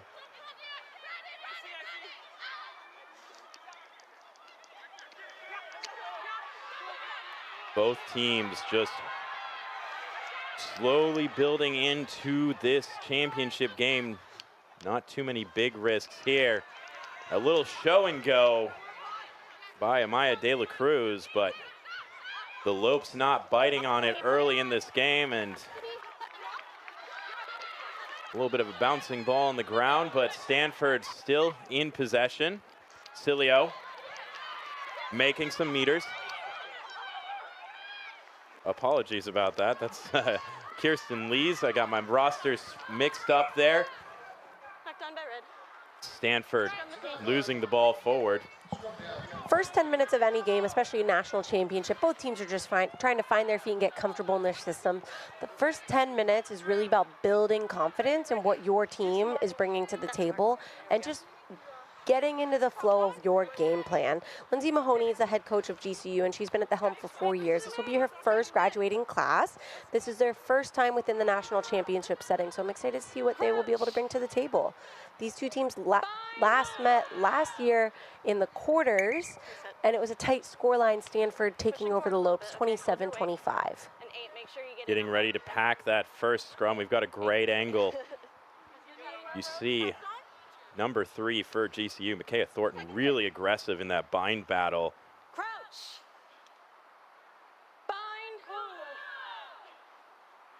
First scrum of the day here. Big collision as those forward packs come together. The ball cleanly there for GCU. Tough to handle, perhaps a little bit of a slippery ball out there. The rain has stopped falling, but some handling errors, perhaps nerves involved as well. Absolutely, you're in your red zone, and the ball is absolutely going to be slick with these conditions. The field has taken a lot of impact this weekend across multiple games, as well as the multiple torrential storms we have faced. The grounds crew has done an incredible job at keeping the playing surface from having any pooling water, thankfully, though. Full credit to the Bearcats staff for hosting us this weekend through adverse conditions. Really great opportunity here for Stanford. They are knocking on the door in the green zone. They have a strong back line here. Bosek runs a little dummy switch, and that opens the gap for the number 10 for the Cardinal to go just to the right of the post. And we have a try 4 minutes into this D1 Spring Championship. Really great read there by Bosek to back herself into that space. Gave the little dummy, but it's truly her teammates there that sold that. They pinned their defenders, created question and variability, and made them bite down. Great job by Stanford.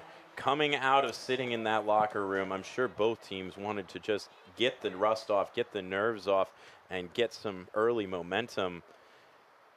Carly, have you ever been in a situation like that where you do have that weather delay and you're in your locker room for like an hour? How do you come out of that and get ready to play in a game like this? The last time I saw a weather delay as such was in 2015 Sevens Nationals at DU, and I think it was a 4-hour delay, and we were just holed up within the university trying to stay warm and recover and remain focused, but you have to be able to turn off in that scenario and be able to turn back on when you need to. Certainly not easy thing to do, especially Stanford's had a terrible travel event getting here, from canceled flights to canceled cars. They are showing up and showing out. GCU will see the ball into their opposition's half for the first time, but Stanford coming back hard off that restart through the hands of Sydney Davis. Known for her physicality. A ball not going to ground, and the Lopes swarm.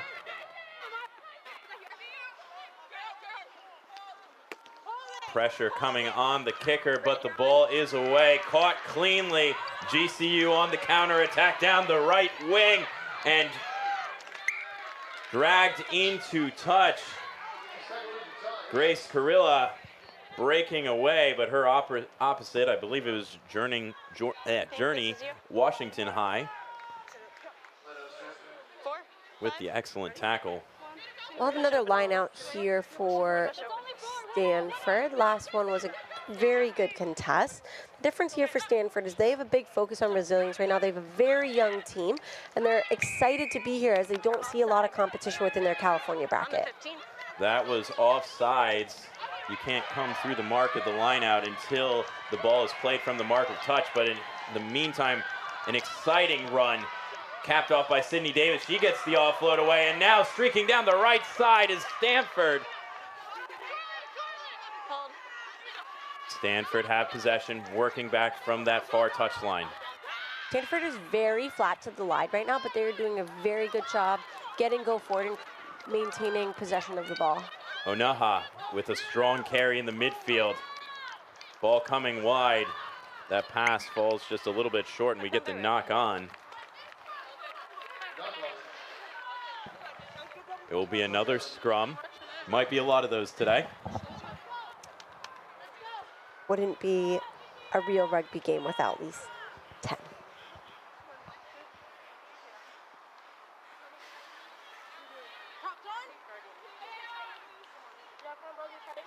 Today the Lopes focus is playing their game. They would like to use space effectively and push the pace and get the ball to the width to their speedsters. Compared to Stanford, the other Crimson, compared to Stanford, the average playing age within this squad is everyone has played between 5 to 10 years with the exception of 3 or 4 girls. It's just a testament to the growth of our high school programs within this country.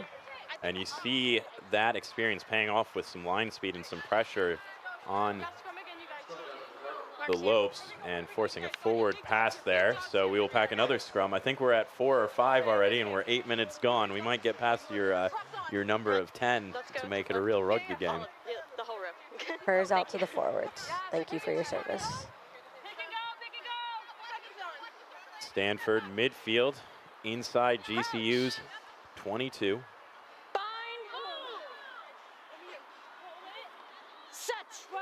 Denise Dykes, excuse me. Emma Cruz feeds it, and we have an 8 pick trying to get around the corner, but it's well contained by the women in the light purple. A little switch there to the tight head prop. She rumbles forward. She does really well there to create a dam around the defense and isolate GCU. They only have 2 available on the edge while they were able to fold around 2 extra players. Brianna Gamble had a little bit of a crack on the edge. Good scramble there in the corner by GCU. Stanford electing to go narrow. That time they're well met by the Lopes. And the tacklers not rolling away quickly enough. Penalty to Stanford. Looks like Bosek putting her hands up there, looking for a bit of a call or recognition from the ref there from GCU slowing the ball down. This is a 15s game, so that pressure to play fast and maintain speed of play is significantly different than that of 7s. Good first tackle. But there's space out on the wing, and going over is the number 11. She grounds the ball. Journey, Washington High, gives Stanford an early 12-0 advantage here. We look back, she's a little shaken up on the play, getting tackled into the try zone. Great work by the players inside of her just to do the simple draw and pass and put the winger away in the corner. That was our player to watch there, Kirsten Lees. As a freshman, she got that big go forward, drew in 2 defenders while still able to get her hands free, dishing the ball out, allowing her wing to get in on the edge. Ellie McKay has the conversion responsibilities for the Cardinals. She converted her first one. Second one just hangs in front of the post there, so we stay at 12-0. 11 minutes played in the D1 Spring Championship game between GCU and Stanford. Rich Ashfield has been a part of this program since 2016. The last time Stanford has been in a national championship setting was 2014 versus Penn State, but they do have a long, rich history of winning national championships, the last being in 2008 and winning 3 prior to that. A deep kickoff, fielded cleanly by Stanford, offload to Washington High, the try scorer, and she gets driven into touch. So GCU will line out an attacking platform inside Stanford's half.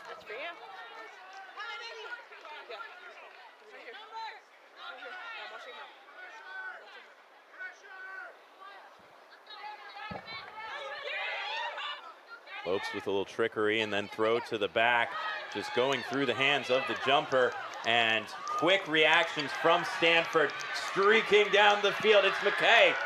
She thinks about the pass, but runs into heavy contact, and that will halt the momentum of the Cardinal for now. A little step back inside by the open side flanker, Davis. Cruz gets the ball out to her 10. Wong Gowett now getting the team on the front foot. It's McKay again. She puts the ball into space for Washington High. There was a knock on trying to gather it, saving it from going into touch. She keeps it in the field of play, but knocks it on in the process. And we've got another scrum. A number of the girls on the Stanford team listed their rugby influence as Bitsy Karens, and I truly understand the reason why. Bitsy was able to step in and help Rich this past year, coaching the girls up while he was traveling. Bitsy was my first rugby captain, and she is nothing short of inspirational. Such a good teammate and such a good leader. I'm glad these girls got to feel her impact. Good. Great. All right. We get another look at that battle between the GCU tight head. Looks like some sprinkles are starting to come down on us here, so this will certainly change the scenario even more. GCU have a good opportunity here to test Stanford's spacing and defense.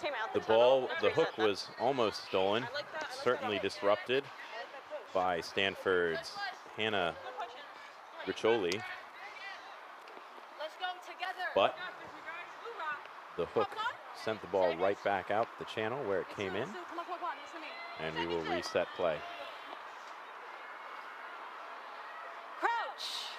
This battle between Thornton and Wong-Gao, it's so interesting to see how both players trying to load their weight prior to the engage, compromise their opposites' body position. A stalemate from two good scrummagers there. Produces clean ball for the GCU backs. Not much purchase in the midfield though. A few more lopes going around the corner.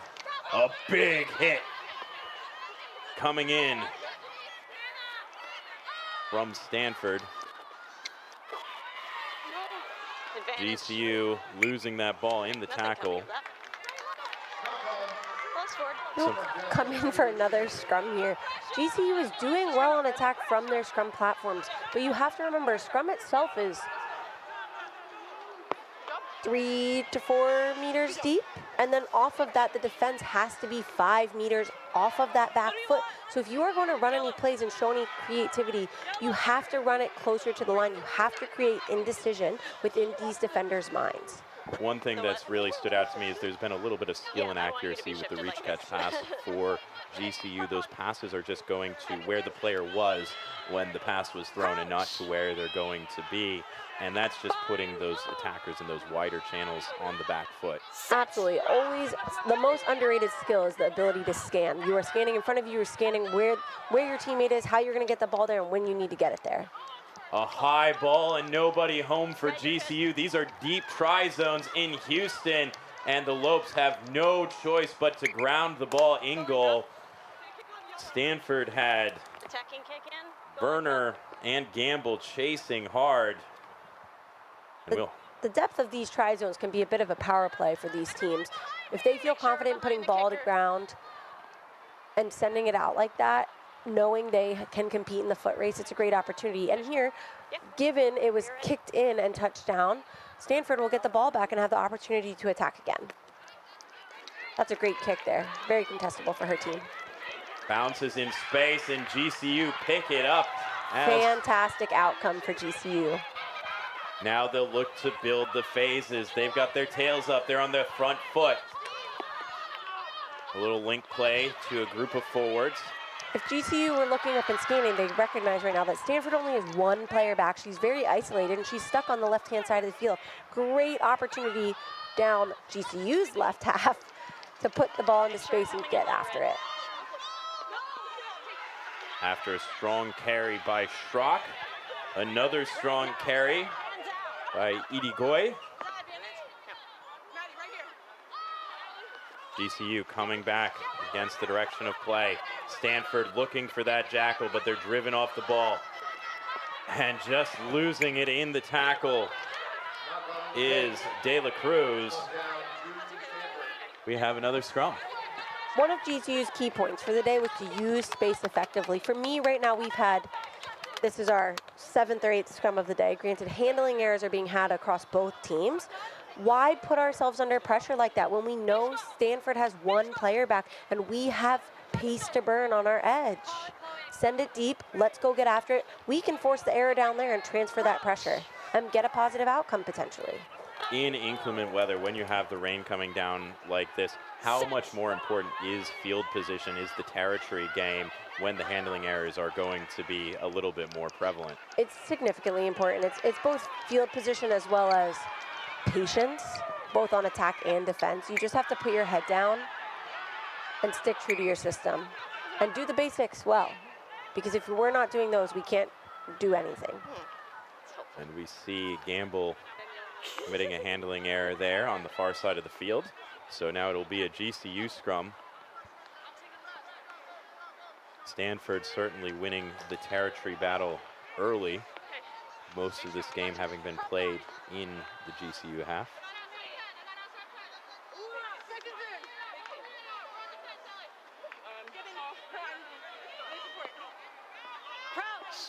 GCU get ready to pack the scrum. De La Cruz has stacked options out to her right. Okay. All right, Mark is right here. Yeah, I was here, yeah. You here, put your foot here. Props on. Sorry. Okay, rain again, boy. Seconds in. Wait, open. Just waiting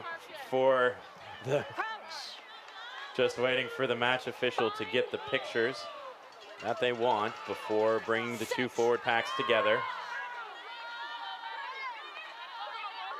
Clean ball for GCU. Out the back it goes twice. And they try to get it into this wide channel, stepping back inside. That's the best strike move off scrum that GCU have had so far. Trying to keep the momentum going with quick ball. But it looks like there was an arm around the neck in that breakdown from the player cleaning out.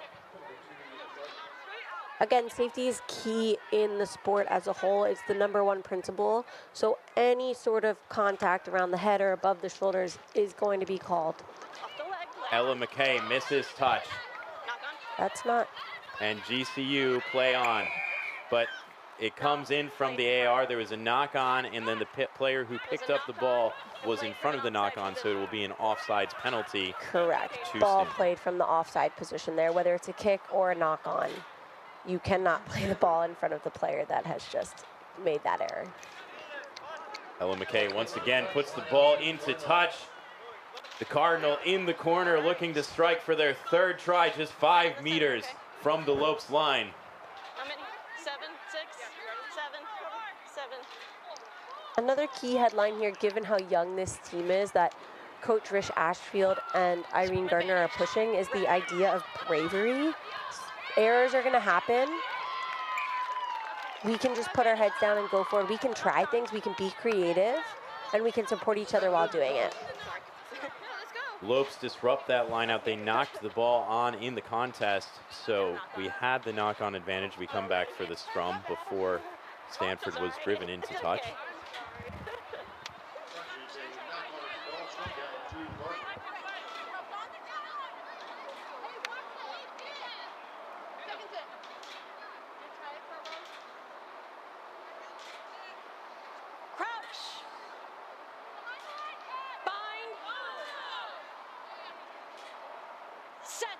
The scrums engage.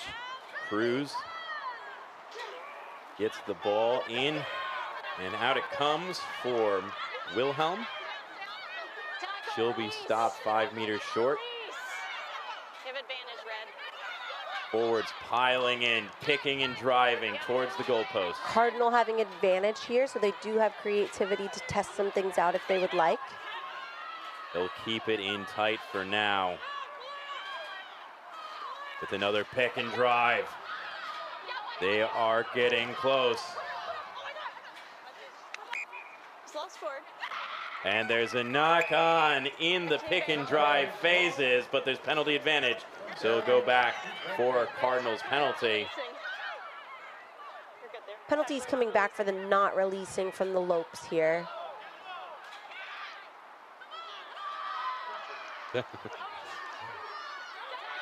A tap and a go at the line. It's Wong Gowit, but it looks like she's held just short. Great effort by the Lopes, then a dive for the line. The ball placed between the legs of a Lopes defender, and it is a try. Great read there by Mahia Wilhelm. Great, she has good length, so to back herself through that space and get that ball available. And we just see she spots the space. She put her head down and went. There's nothing scarier than diving into a space where everyone's knees are, but she did it. And she is rewarded with 5 points. Maybe copped a shin on her shoulder there. But tries heal all wounds.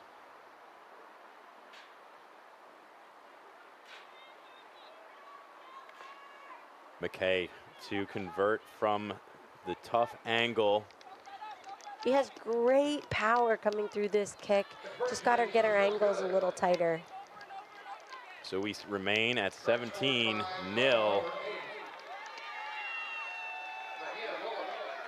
GCU coming back up to the line.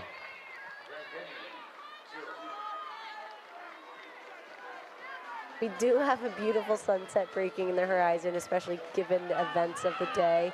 We do have a light rain falling upon us as well. This is nothing short of rugby weather, honestly. Are we in Houston, Texas, or in Scotland? This is the field where the USA beat Scotland, if I'm not mistaken. No, it was in Houston. Memory serves. And that ball bounces over the 10-meter line. And so we play on. Appreciate that from the match official, realizing that we wouldn't have to have a restart. A tackle just right on the borderline, but not called for a high one. And the torpy launched downfield by Bosek, but on the counterattack, GCU showing their pace. Fighting forward, Kathleen Bambrick. She's brought to ground. A quick follow-up by Schrock.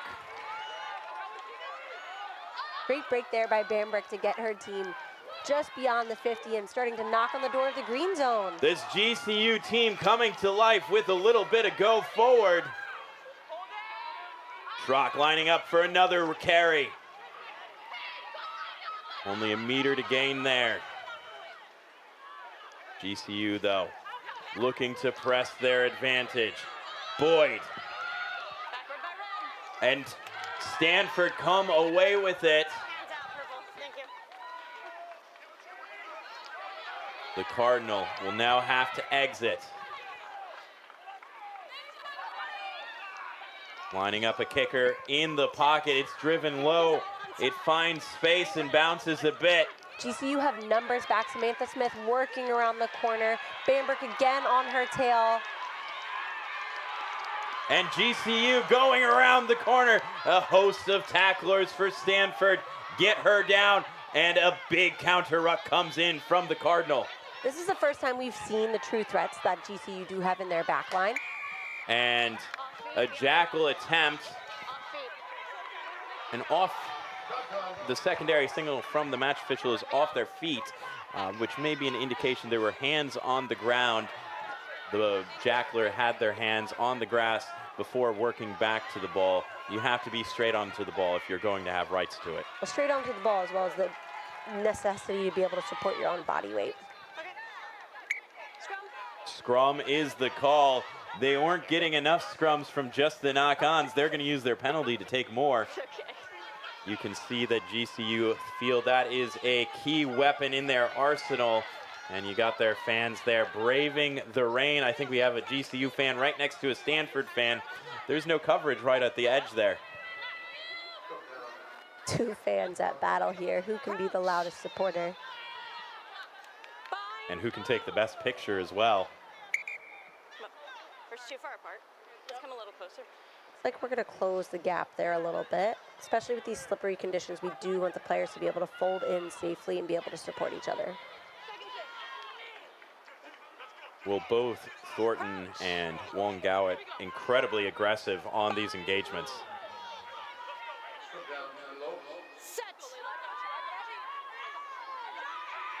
And massive drive and statement here from the Lopes. And the ball comes to the right. Trying to get into that space around the corner. Brought to ground. There's still maybe a little bit of space on the edge, but quickly closed down by Washington High. And a carry for Boyd, but she is met.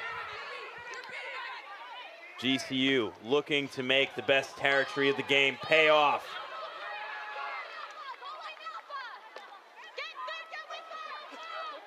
Schrock gets tackled into her own breakdown. Umaya De La Cruz here really trying to rally her forwards and get this next phase moving. Penalty advantage to the Lopes. Will they try to pull something out?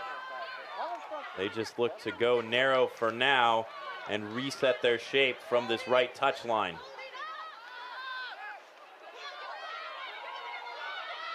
The Lope carriers now consistently making meters.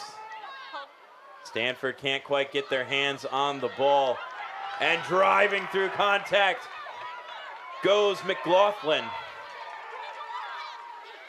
Schrock with a crack at it.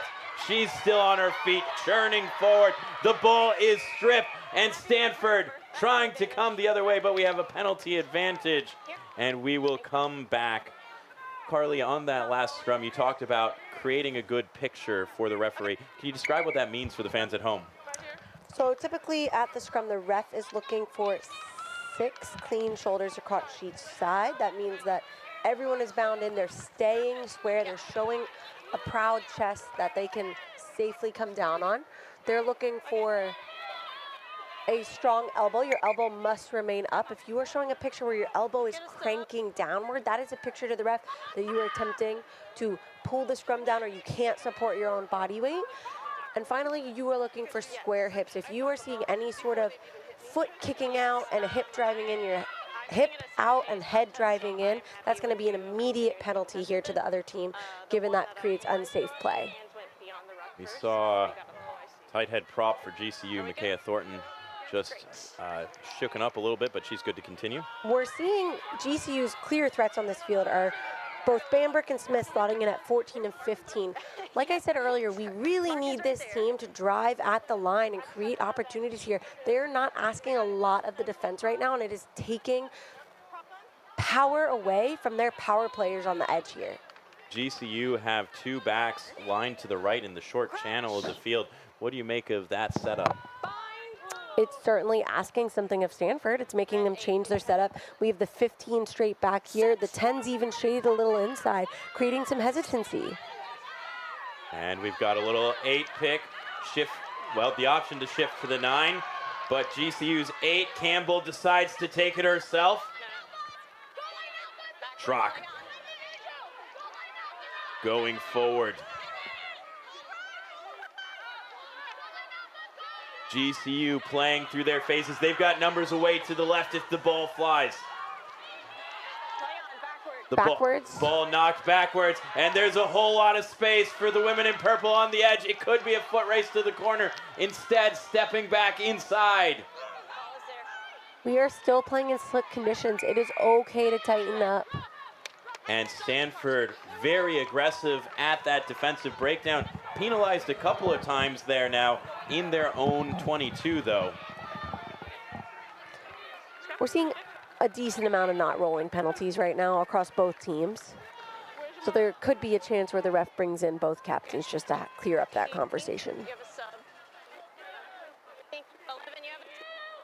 And we see a replacement onto the field early for GCU. That's Malia Stewart.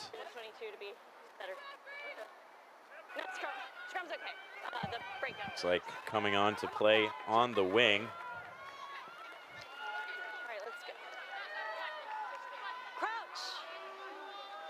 Replacing number 11, Grace Carrillo. GCU, another scrum in a great attacking space. The ball comes out the back. And we go wide. It could be a foot race to the corner. Washington High makes the tackle, helped by McKay. A couple of passes into the midfield, and it's Chloe Williams now splitting the Stanford defense in the center. Schrock running back towards the breakdown. The arm is out for the Lopes. They will have a free crack at the try-zone now. Stop yelling at me. Good tackling so far from the Cardinals in the danger zone as Schrock is brought to ground. GCU all lined up on the left side of the field. No numbers right of the post. They're getting closer. The power game going to work for the Lopes. Can she get it down in the corner? Just short. Now GCU will change the direction of play, and the ball is lost But we had a penalty advantage that we will go back for. Referee just trying to remember where that mark was. Right here. Thank you. Number 2 offside. That was offsides being called against Riccioli. Okay. There's too many penalties in the 22 now. The next. Ref just giving a warning here about the number of penalties that are occurring on Stanford's side. Typically, when you are getting consistent team penalties, if a card is drawn, it will be awarded to the captain. While it is not typically them committing these penalties, they are the responsible party in order to get their team back in line. And GCU will not opt for the scrum on this occasion. They just want to get that scoreboard ticking over. Maybe get a little bit of nerves out as well. That can be the results of a penalty goal. Jacob, it was right here. Points is points, especially in a national championship game. It is very empowering to get some points on the board, no matter how many it is. You feel like you're in the game. It builds confidence. It brings energy. We've seen a big momentum swing. GCU consistently on the front foot and able to keep Stanford pinned down here. What's led to that change, in your opinion, Carly? I think they've finally gotten comfortable being in their system. They are backing each other. Their forward systems are moving while their backs are creating opportunity. I will say breakdowns are a little messy, so I feel like they're asking a lot of each other. The 9 is really having to push her pass out wide. It is a slippery ball. That is a lot of ball and time error. We need forward pods to tighten up, because when we tighten up, that allows us play wide. That brings in defenders. 2-3 people bite in, and that gives space for us on the edge. The ball bounces off the post, and it is live as we see a mad scramble to recover it. It looks like Stanford will come away. It was off the post, and I think it surprised both teams. What are the odds? And there's space to the left. This might be an opportunity to get out of there. And Washington High breaking a tackle before she's finally brought to ground. That's outside the 22. There by the Lopes. But it's a great jackal by Lucero. The ball squirts out to the back foot. GCU clean it up, and Boyd just takes the ball in. Now GCU attacking into the short side. Just staying in bounds is Williams. A little tip on. A little bit frantic here as GCU tries to refine their shape and structure, but there's space as Stanford over-rotates, and the number 13 makes good meters in the tram lines. Ball's there. Stay down, 9. Thank you. Shifting it again, playing off 10. A little bit of width, finds some space for Campbell. Okay, you're off feet now. Let it go. Thank you. They're working left again. Pass high, but then it goes out the back. 3v2 on the edge. Can she draw? Good job to stay out by the Stanford defenders. And GCU brought down. Still threatening with ball. Stanford does have a player down right now, so GCU has the opportunity to strike. A big carry. And crashing close over the line. It's a try to GCU. 17-5. We've got a ball game just before halftime here in Houston, Texas.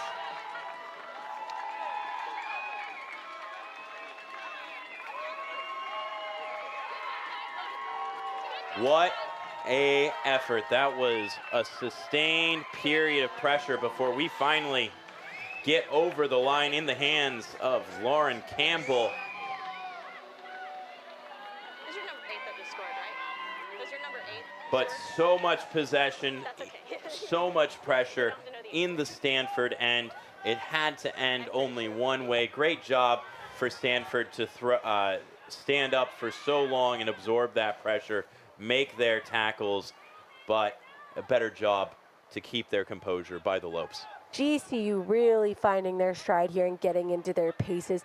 That was upwards of 20 attacking phases after that ball bounced off those posts.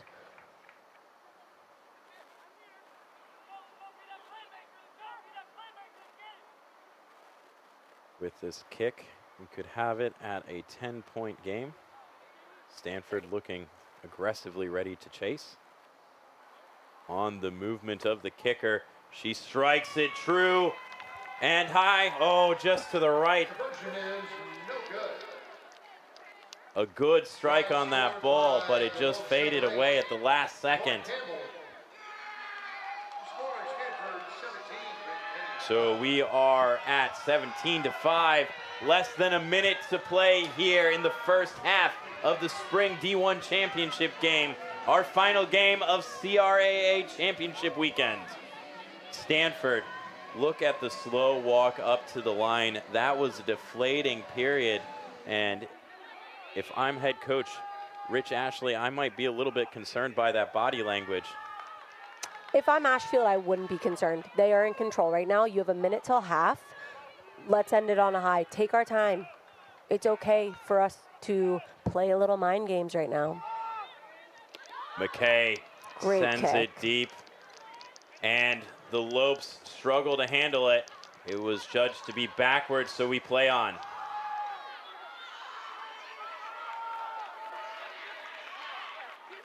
GCU get out of their 22. Schrock with a strong carry. She's driving her legs. She smells blood in the water, and she's going forward.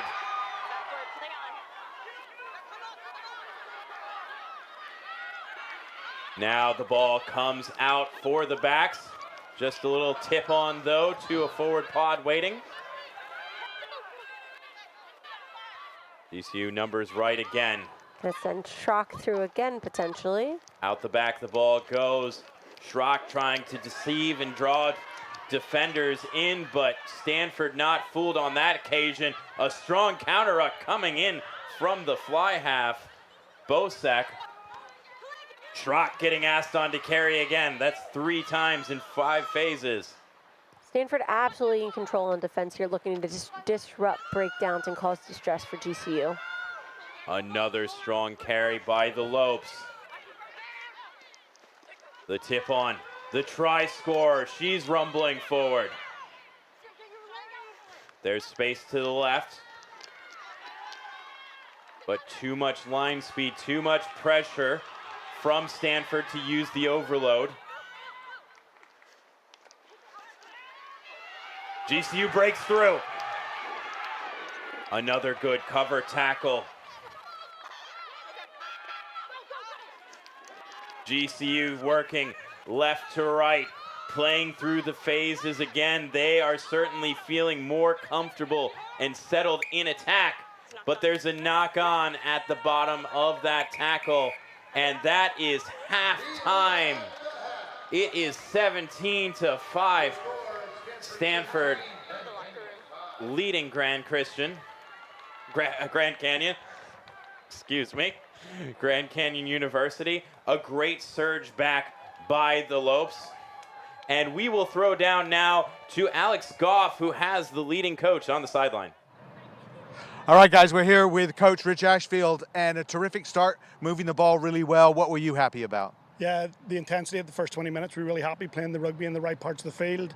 Our line speed to put them under pressure when they're 22. But then, they came roaring back in the second 20, and I'm really happy with a lot of our defence down here near our own goal line. But, we've got to cut the penalties out and try and keep playing in the right parts of the field. So discipline a fix for the second half. Yeah. Any other issues you want to address over halftime? No, I'd like to say just playing our rugby in the right parts of the field. And territory is going to be key for us. All right. Thank you very much, Coach. We will take a quick break and come back to you with second half action in a little bit between Grand Canyon University and Stanford. Grand Canyon University's affordable academic model allows many students to attend for less than the cost of a state university and with less debt after graduation. See what scholarships you qualify for. Visit gcu.edu/myoffer.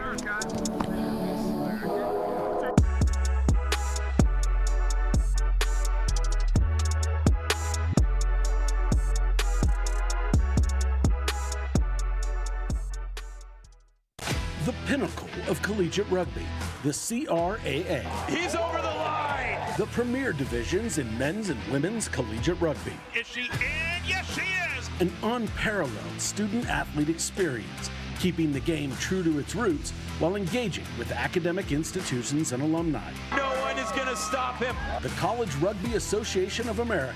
He's going in for the try. Elevating the game, empowering the student-athlete. When you pick up a ball, you also pick up a legacy. A legacy that stretches beyond your current team. And built on the backs of those who came before you with hard work and discipline. And to those who will come after you, we promise it won't be easy. There will be days when you feel like you want to quit. When you're in the cold, in the rain, and in the mud.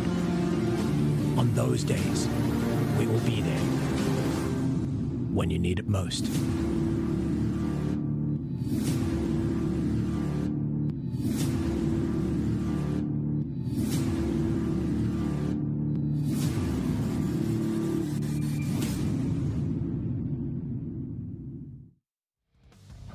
Welcome back to Houston, Texas, where it is halftime of the D1 Spring National 15s Championship game between Grand Canyon and Stanford. Right now, the Cardinal leads 17-5, but we're going to take a quick break to hear from some of the teams that played yesterday in the Sevens Championship.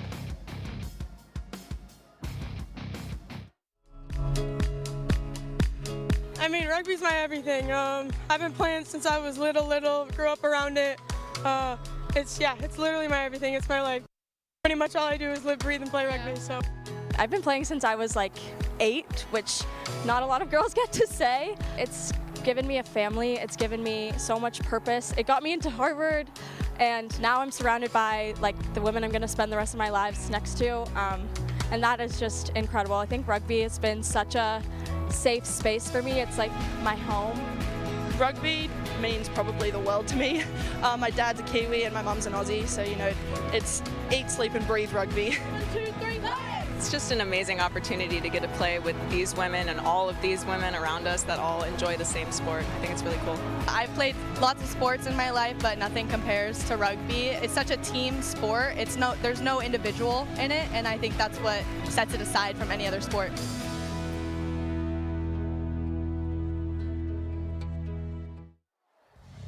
Well, it is 17-5. Cardinal are leading Grand Canyon University, and we will take one more quick break before we bring you the second half action from Bearcats Stadium. When we pick up the ball, we also pick up a legacy. A legacy that stretches beyond your current team. A legacy built on the backs of those who came before you with hard work. And for those who will come after you, we promise it won't be easy. But we'll be there, supporting you on and off the field. Once a small community just south of Houston, Pearland has grown into a destination city, attracting visitors to the energy and diversity of a large city, while serving up the warmth and welcoming spirit of Texas hospitality. Accommodations, proximity to Houston, and a community focused on fun and leisure activities, Pearland is your best bet when visiting the region. Visit Pearland online and plan your trip. We're ready to show you what we're all about. Pearland. Prepare to love it. And they come forward through Russell, and only Lawrence finishes the job. Bristol struggled with last week against Bath.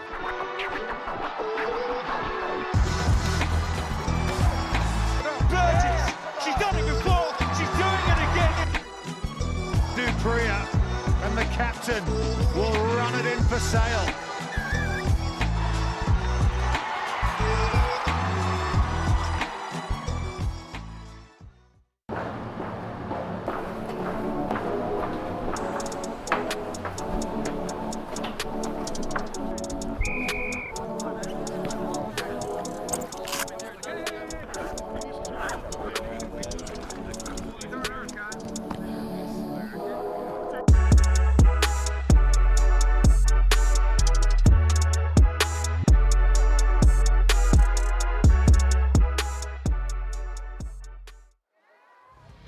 Welcome back to Bearcats Stadium, where we are in our final match of the CRA Championship weekend.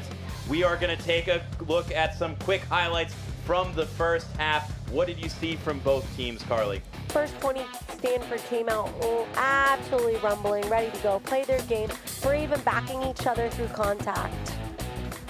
And on the GCU side, we saw them grow into the game, grow their confidence. What was the key to success there for them?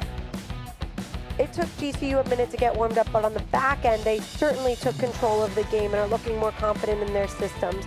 I think both teams right now are going to come out ready to rumble at the start of this half, and we're going to have a real scorcher of a game. It was really interesting to hear Alex's interview with Rich Ashfield right there before at the start of halftime, looking to win the territory game. Just like you said, Carly, in these conditions, there's going to be more drop balls.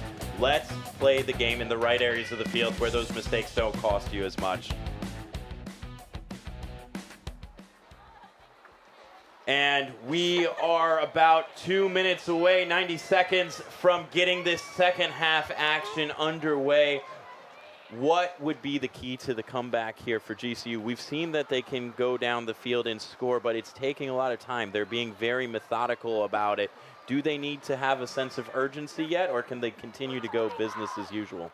There's no need to push urgency. You need to come in composed right now and understand your system. I think GCU is asking a lot of their forwards, and they have great potential in their backs. We've seen their two best scorchers in the back line being 14 and 15. If they are able to draw defenders in and play more at the line, they will create opportunities for these players. Also, if we can look up and scan and recognize that Stanford only has one player back. We know we have speed on the edge. Can we put it deep and transfer pressure and create more opportunities in the right parts of the field? We will also see what the impact in the second half of replacements is going to be. One tactical replacement into the game is Autumn Kopak in the 20 jersey for GCU. We'll see if they can add energy and build momentum for their teams. It's a two-score game in the D1 Spring Championship between GCU and Stanford.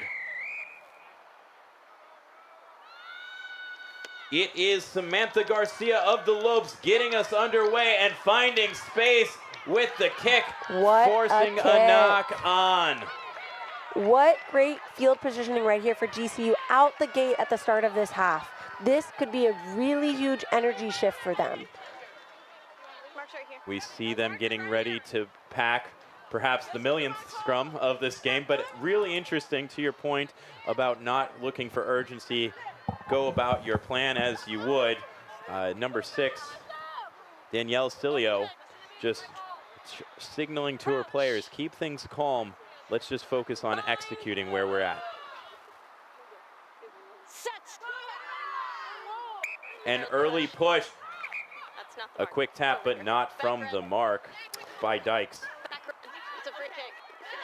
Penalty here for not driving straight. Reminder, this is a short arm penalty. GCU has the option to ask for it again, which for me, that is the correct decision because there's potential to get this penalty again. And if you do commit the same penalty twice, you will get the long arm.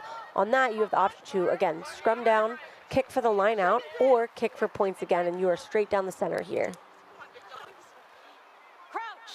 Get a good look as this scrum as it comes together.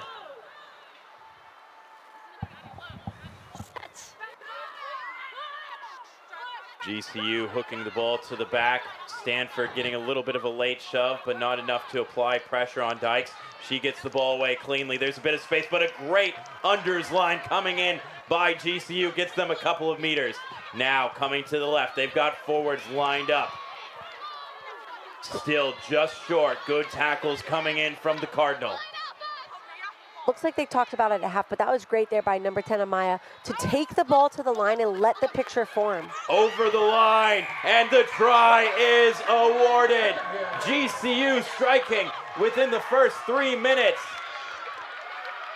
And that is number 2, Savannah McLaughlin. Bringing her team within 7 points, potentially 5 points if the conversion is good. You just see getting low and driving those legs through contact. Just had to get lower than the tackler of Stanford. she's been running hard lines all day and getting GCU gain line upfield. It's great to see that benefit pay off for her and end in points. And a great way to start this half to spark a comeback. You see the elation on the GCU bench. That will bring energy and lift this team as we progress further into the second half. 15, Samantha Smith here with the kick straight down the center. She does have really good power coming for this boot. She is taking it narrow to the line. A reminder, when she makes her first approach, Stanford is able to come off the line and potentially interrupt this kick.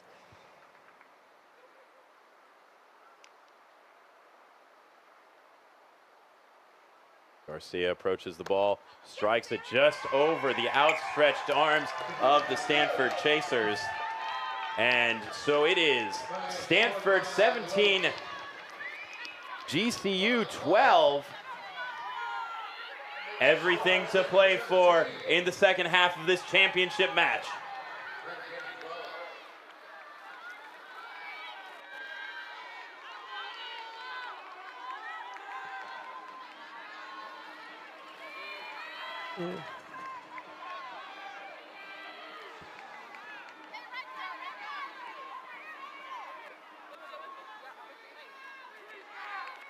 Stanford will have the opportunity to apply territorial pressure off the kickoff here.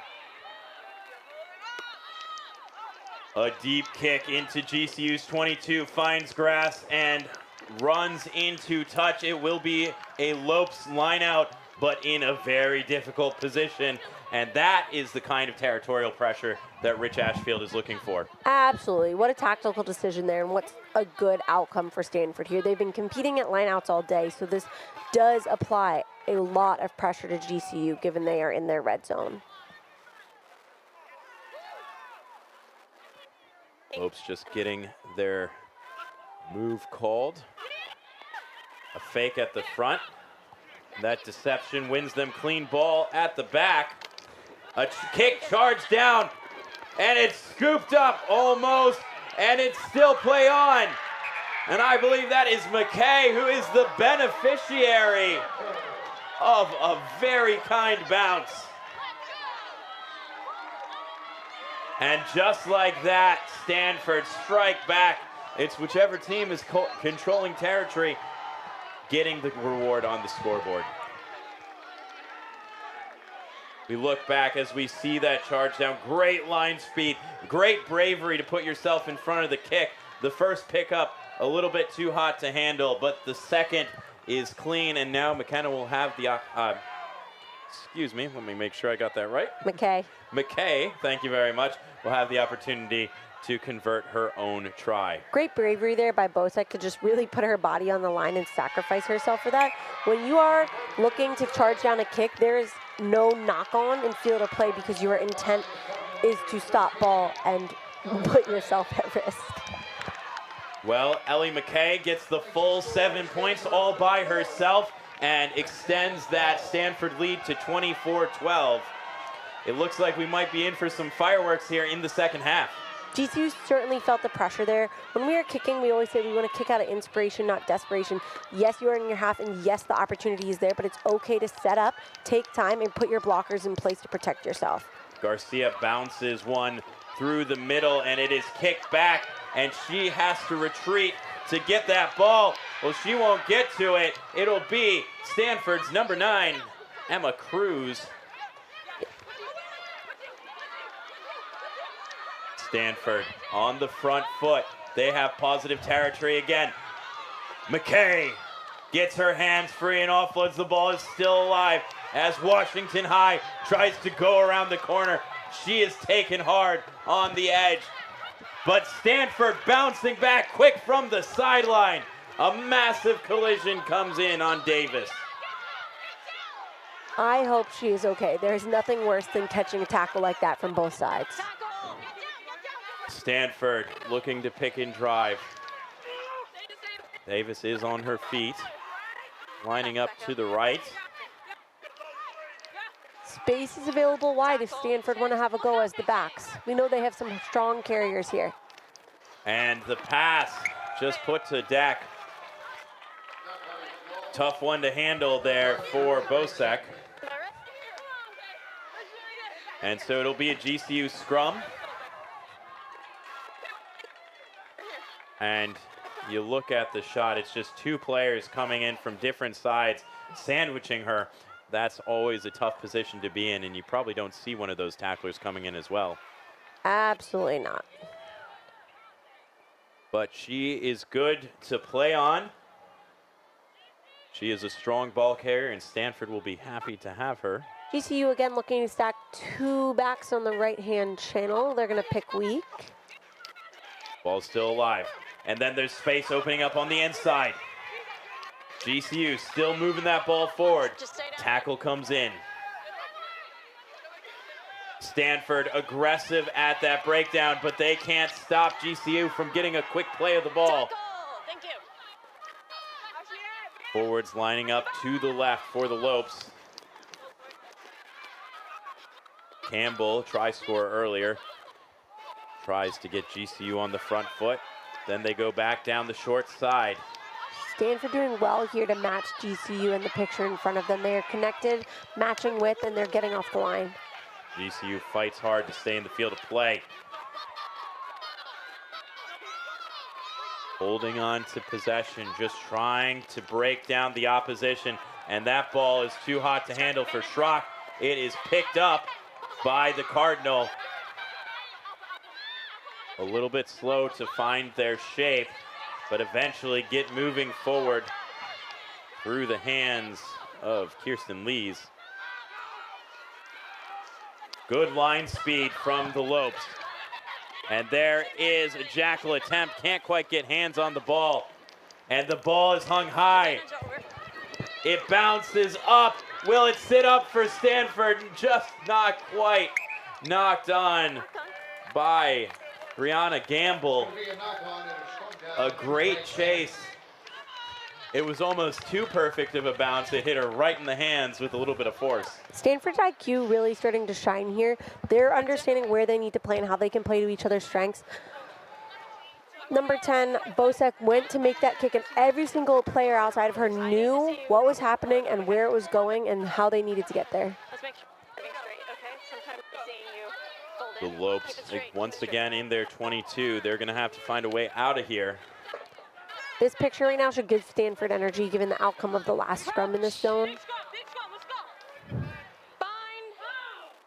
Here we go. Where are you? I got you. Kate, thank you. Set. Cadence a little bit slow, but at each command in the scrum, the referee looking for a certain picture before they move to the next one, like Carly was talking about earlier in the game. As we see, going through the midfield, a strong carry by the Lopes. Then they come back on a little switch move and offload out to the hooker, but a little bit too hot to handle and into touch. So it'll be a scrum or line out option because it was knocked on into touch. Good creativity there by the Lopes to change the picture and have a go on the edge. I will say, having run this play before, also, we need our forward pod to tighten up there. That will allow the 9, the deception, to reel around that corner and put somebody into space. You are looking to create a 2-on-1 and let your winger have a go. The Lopes have taken a lot of trips back to the short side. You wonder if that's something they saw in pre-match analysis of Stanford, that they over-rotate around the breakdown. Perhaps. Great hands there. Bosek keeps the ball alive for the Cardinal, but gobbled up in the tackle of Garcia.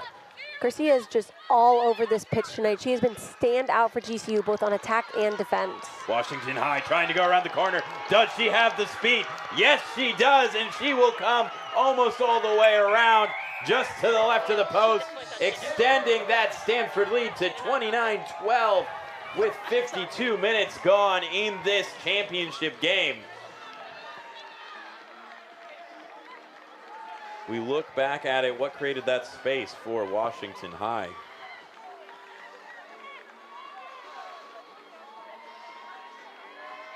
Just really simple draw and pass. Always has a supporter right on her hip. Great effort by the forwards there. both to move the ball and then be the offload option if need be. Every player on the field has to have that reach, catch, pass skill. Yeah, if you're having to stop your feet to get that ball, that is time the defense has to get off the line, get in your face, and create more pressure for you. If you're able to get your hands outside your body, get a clean catch, not have to adjust your hands of this pass and give it away, you're a threat across the field. McKay slots the conversion, and so 31-12, now the advantage for Stanford.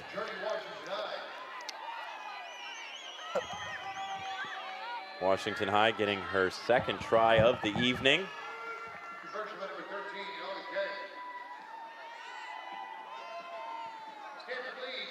Garcia, who has been all over the place, will get us underway.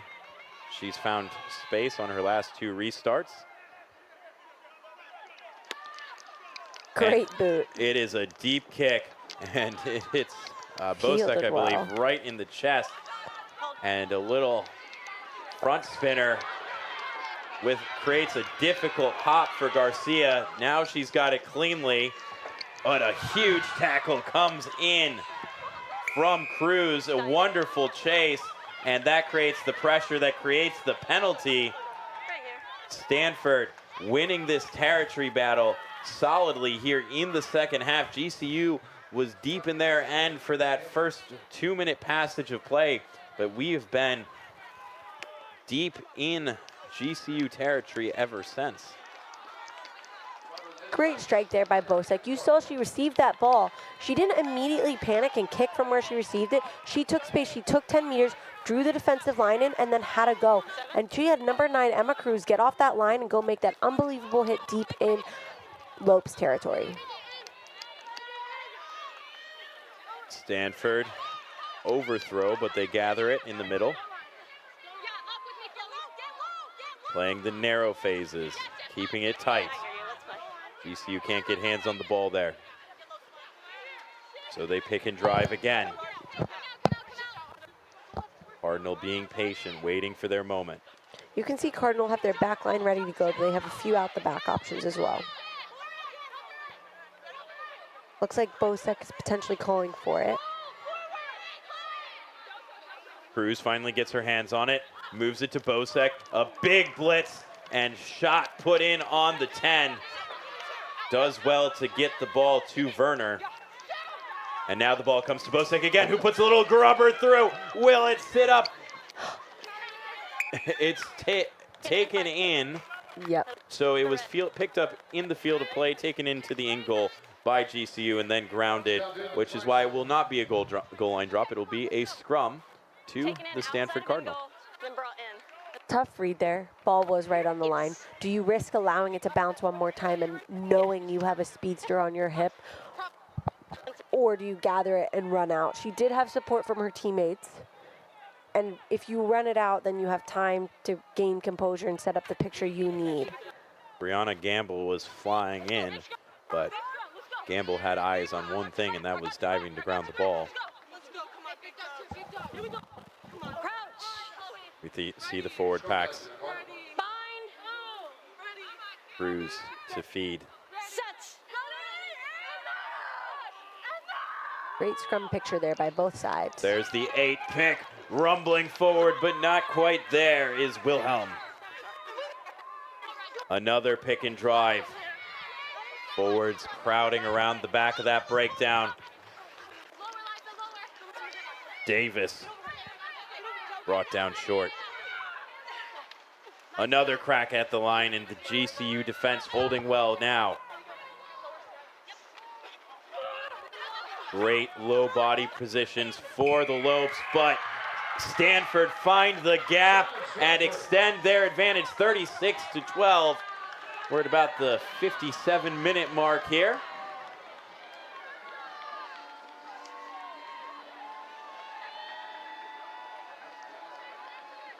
A great forwards try to eventually get it over. A number of players getting in on that action. Believe that is number 1, Layla Wong Gowit, who eventually put the ball down from Stanford, but great patience to finish that try off. Absolutely, and that started with a strong scrum platform there. Great pick across the back with the 8, the 9 wheeling around, and the wing supporting. GCU did really well to defend that. They were prepared for that. They had a defender in behind the line and one available, and the flanker got off real quick to thwart any sort of action off that scrum. McKay had a good strike starting between the posts, but it just tailed away to the left as we look back at the try.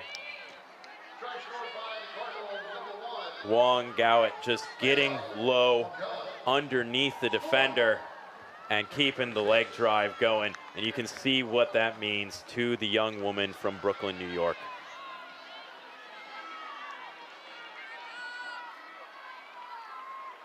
Stanford putting their hands up. They're ready for this kick.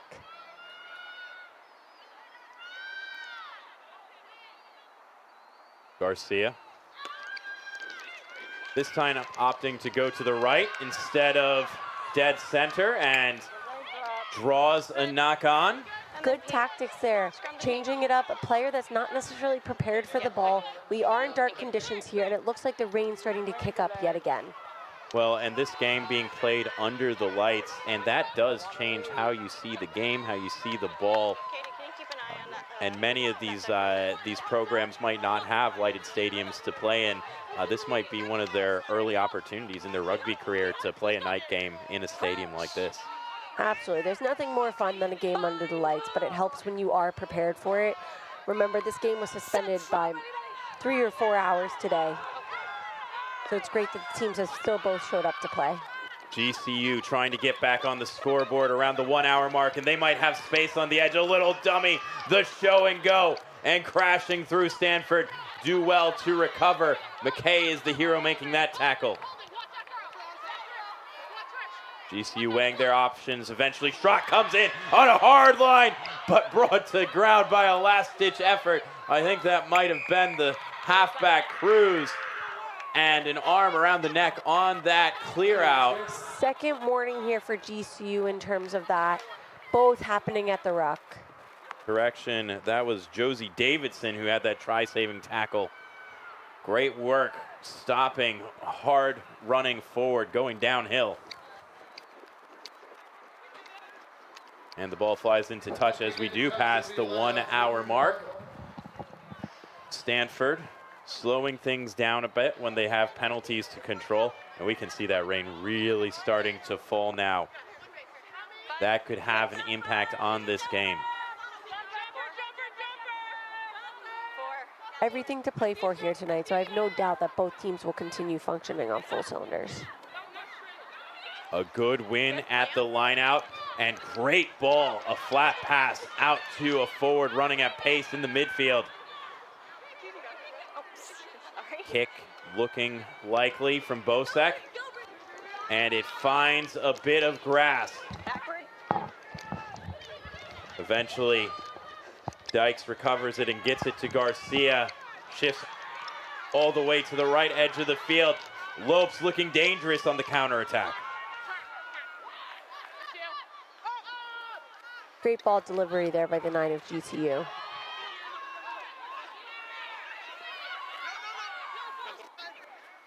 Dykes shifting it on to the left. A great little tip on there, but there's no space for it. Well read by Stanford. Then they go back to the short side, back to the right.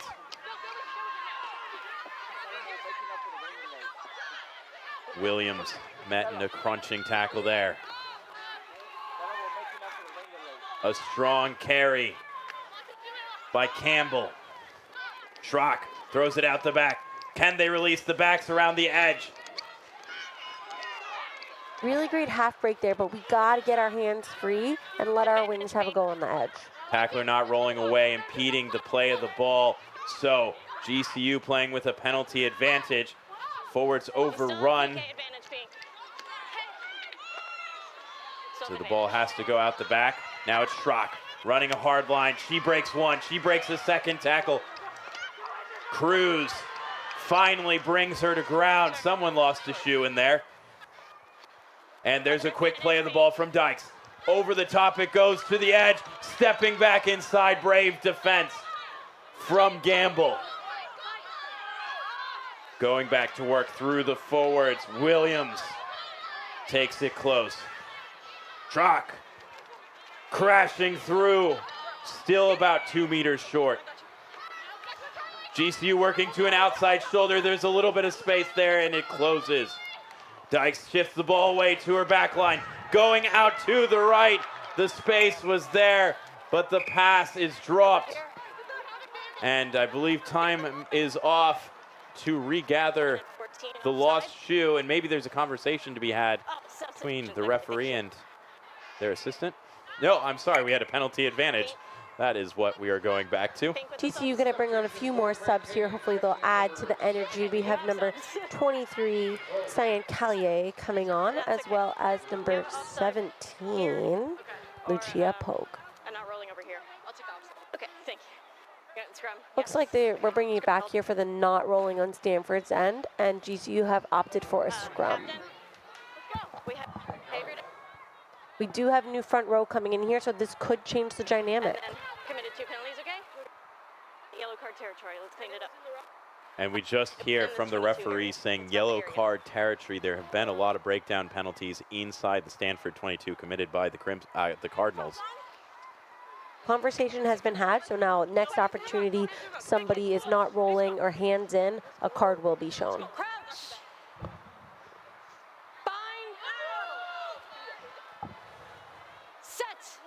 Dykes feeds the scrum.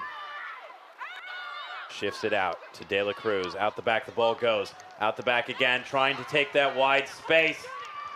Can GCU find a corner? Great scramble defense once again.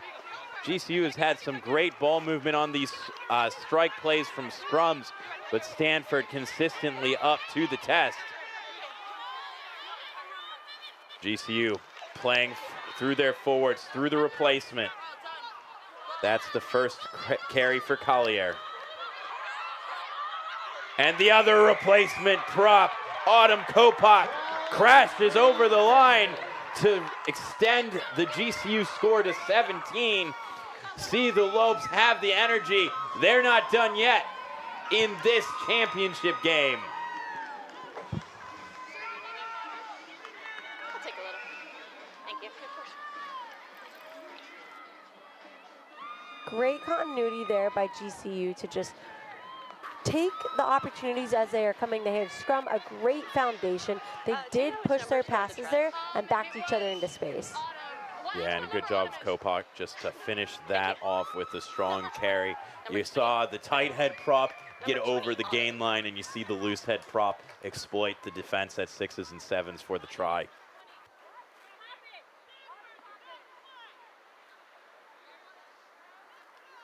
It's great to see as well that the subs are coming in and truly adding value to this team.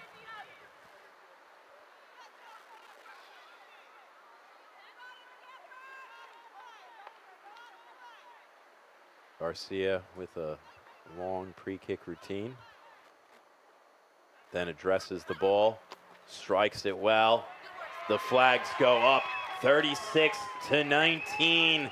Don't count out the Lopes yet. We have a 17-point ball game as we look one more time about Autumn Kopak going over the line and the elation from her teammates on the bench, both the players who've contributed already and those who will have an impact later in this match.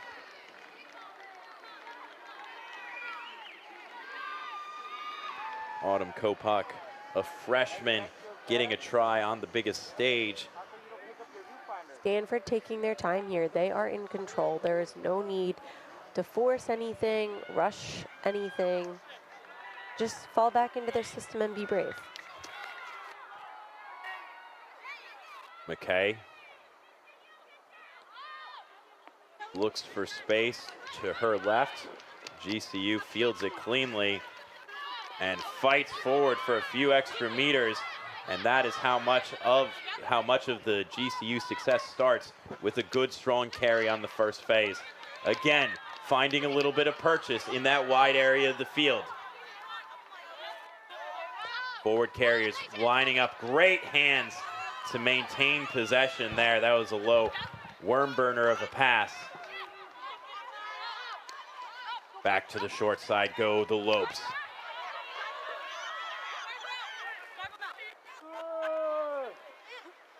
You see De La Cruz asking her forwards to stretch a little bit wider. Strong tackle coming in from Stanford in the midfield.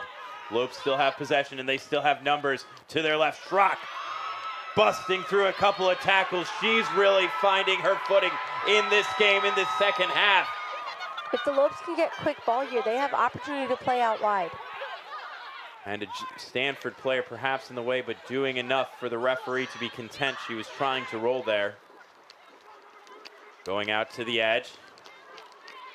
A little bit of miscommunication, but done well. Malia Stewart cleaning that up. Dykes get it to Schrock, who gets the offload away. Stanford very narrow to this left touchline. The ball needs to go to the right, but it's slowed up by the counter ruck of the Cardinal. Campbell rumbles forward. Now it comes to the right.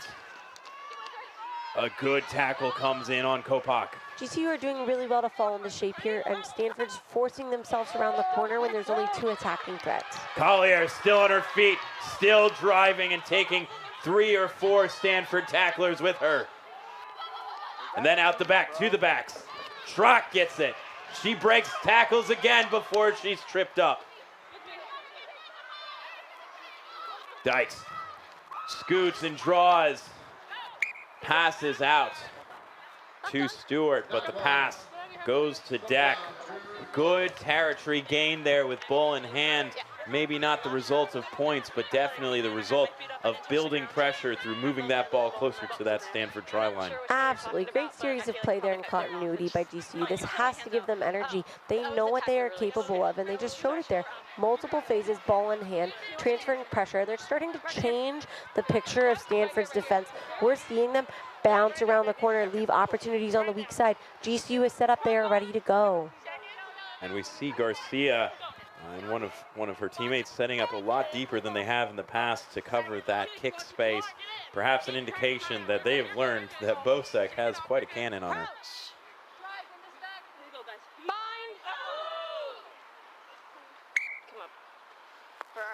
Head on head, okay? I just want to reset. Referee not happy with that picture. When we do come into scrums, everyone's head in the front row will go to their left. That is how we get the recognition of tight head or loose head. So your typically in the number 1 jersey is your loose because their head is going out, while your number 3's head is going in. This way we can provide safety that your head is landing in a safe space and not driving into each other.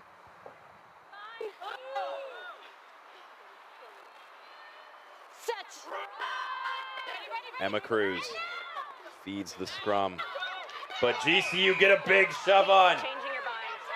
Looks like we are getting the penalty advantage here for Stanford, showing an elbow pulling downward. This signifies the potential attempt to collapse the scrum or the inability to support your own body weight. Bosek will have an opportunity to clear Stanford's lines and kick for touch. She will not rush this kick.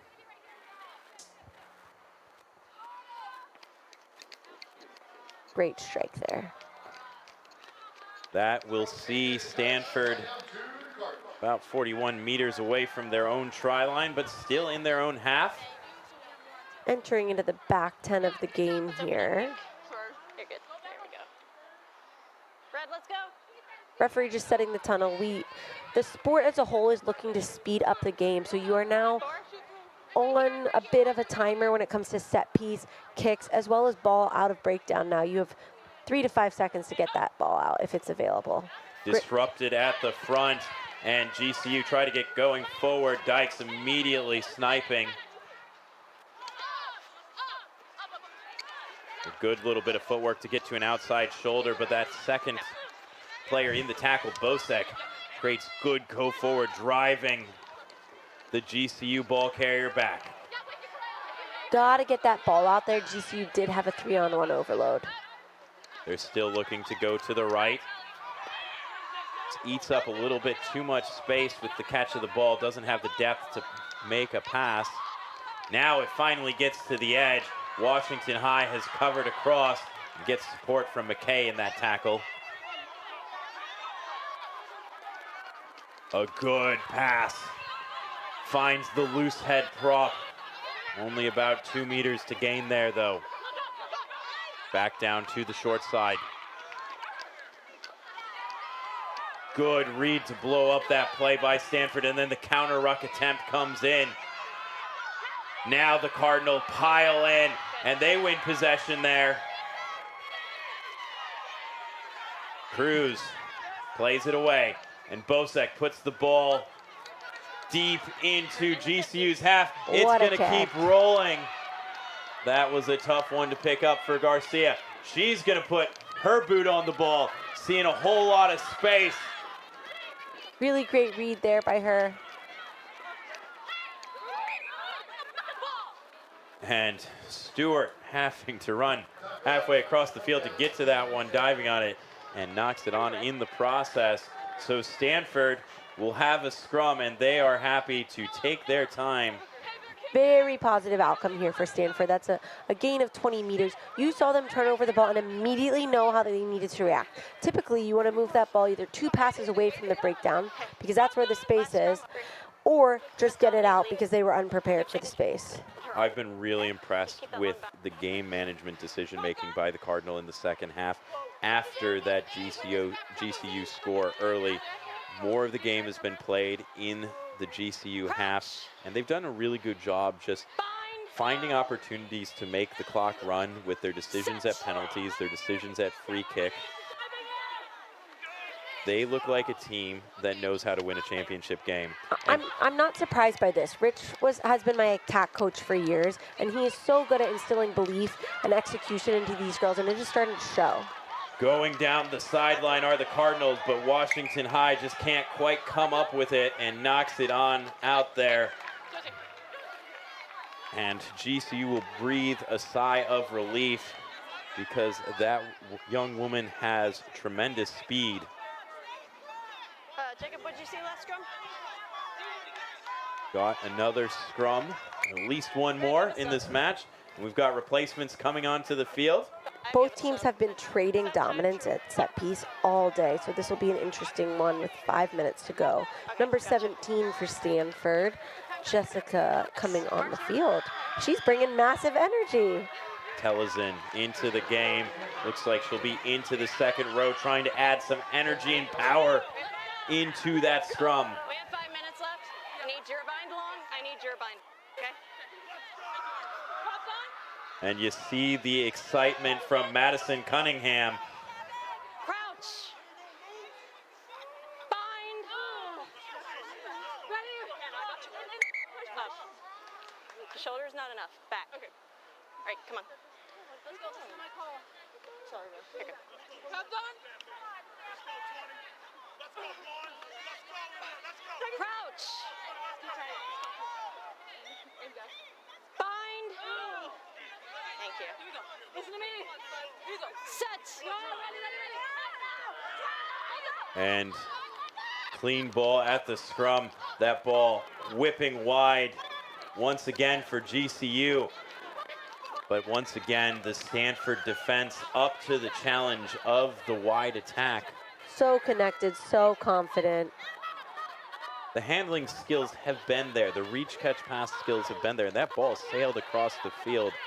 What does GCU need to do to open up the space on the edge for those wide attackers? I've said it all game, and they still need to attack more at the line. They're not asking a lot of defenders right now. They are able to confidently push each other and cover space and cover man-up defense.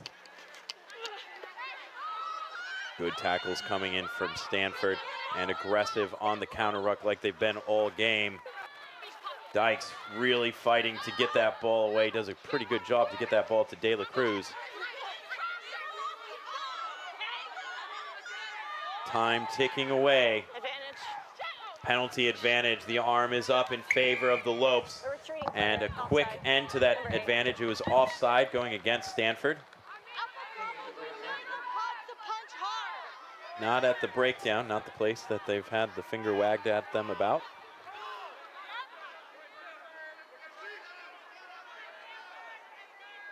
Garcia boots it deep downfield, but it won't find touch. I believe that was off the boot of Washington High, so we play on. Good job to trap that ball.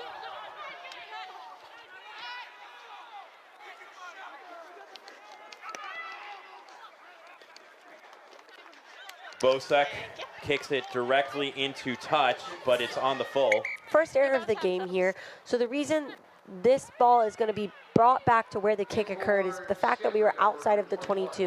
When you are outside of your own 22, that ball must play into touch prior to exiting the pitch. This is a good opportunity for GCU here. Let's see if they can capitalize.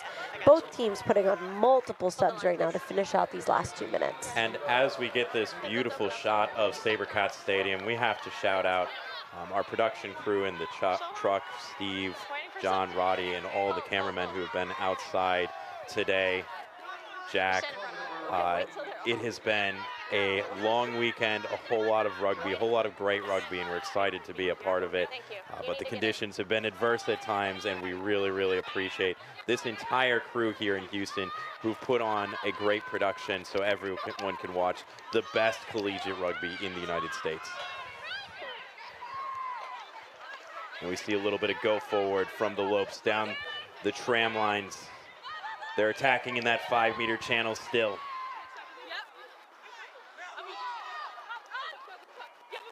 GCU has not given up a single second of this game. They are still fighting to the end. They've got forwards lined up to the left. A strong carry, but well met. I love the physicality from both these teams as we go down the final stretch of this one.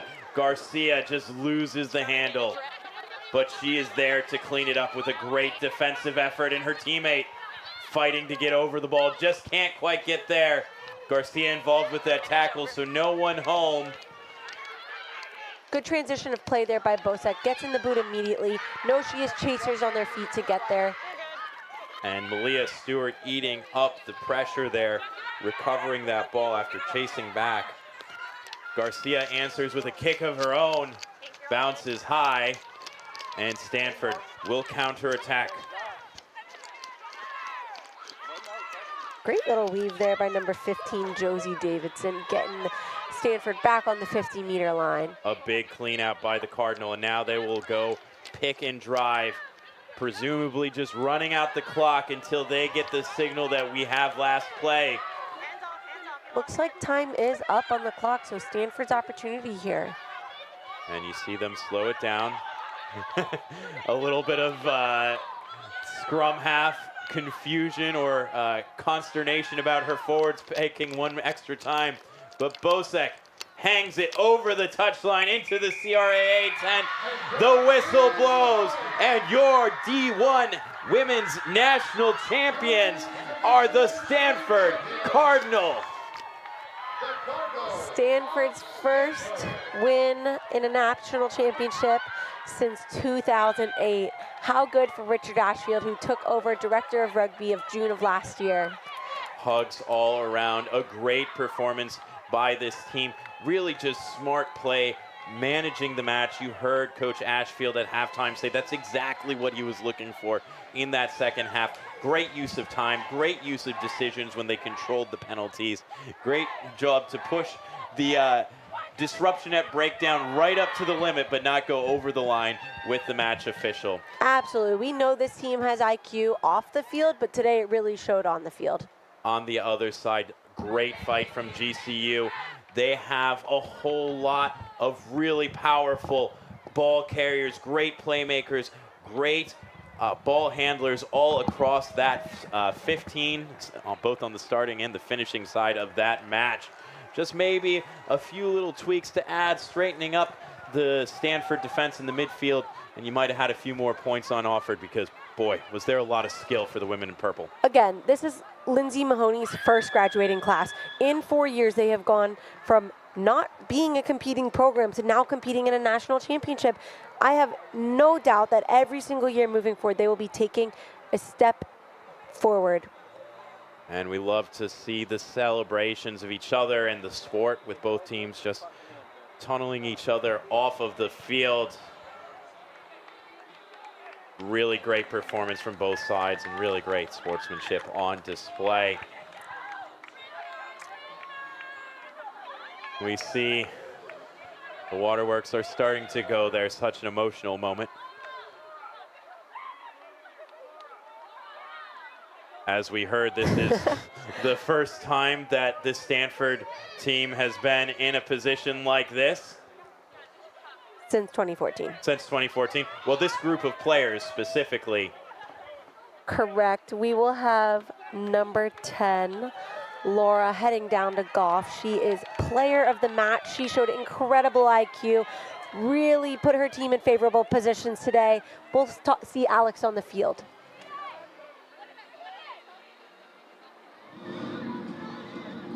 All right, well, I'm here with Laura Bosek, fly half, opening scorer, and you just blew right through the middle. That was great. What was that feeling like just to get that try going? It felt amazing. It was something that we've been working on all year. It's play action sort of play where there's so many different options, and you practice it all the time. Everybody's running their lines. Like, it's your teammates, it's the person who's running the switch line, it's the person who's running outside, and the defense just couldn't handle it. So it felt amazing. And when that happened, I knew we're locked in. This is going to be it. All my teammates are behind me. They're with me. We got this. That's great when the plays work. 17-0, a good start, and 17-5 at halftime. Then they're coming back, right? Yeah. What did you think about that? What did you say to each other? We looked at each other. We looked each other right in the eyes, and there's not a lot that you can do except play with each other when things get tough. Yeah. We've been down before. We lost to WWU. We know how to fight. And I'm just really happy that my teammates were there with me the entire time. We're picking each other up. It's not just one person. It's everybody who's around you who's saying, hey, look at me, look at me. We're not going to lose this game. We're not fucking losing this game. Oops. Apologies. Okay. We're not losing this game.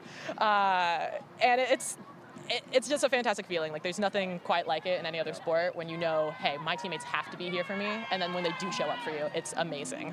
All right, sounds good. Many congratulations. Great job individually and also for the team. Thank you, Well Mr. done. Ross. Thank you. Appreciate it.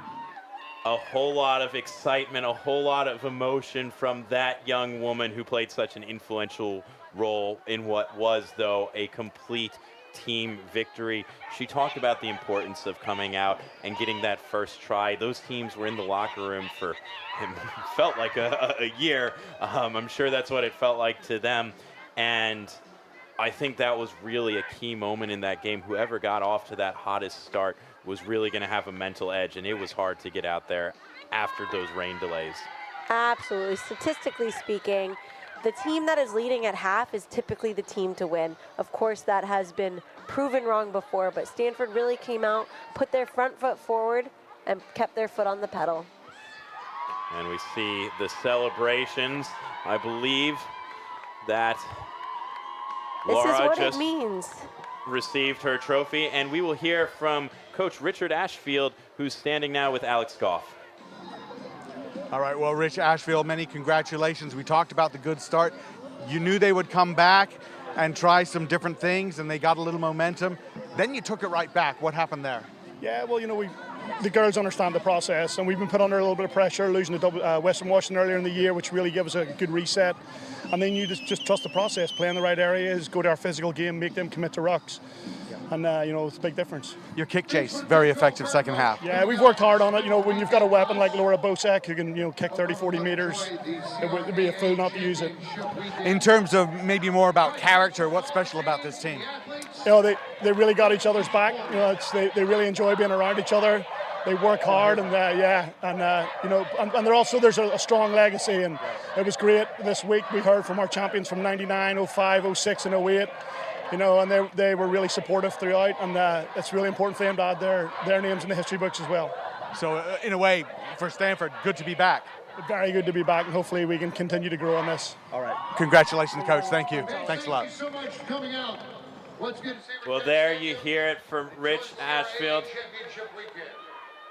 A really, really happy coach there as we see the Stanford team go running across the field, half of them to celebrate with their fans, but they forgot an important thing, and that is a national championship trophy. This is what it means, though.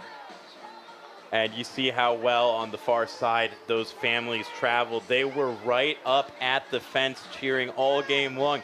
And at the fence, there's no coverage, nothing to protect you from the rain as the players beckon their teammates to come back for the trophy presentation ceremony. We'll wait for a few of the champions to get back across the field. One of them is Washington High, who we know has plenty of speed, so we shouldn't have to wait too long. As these teams just get lined up.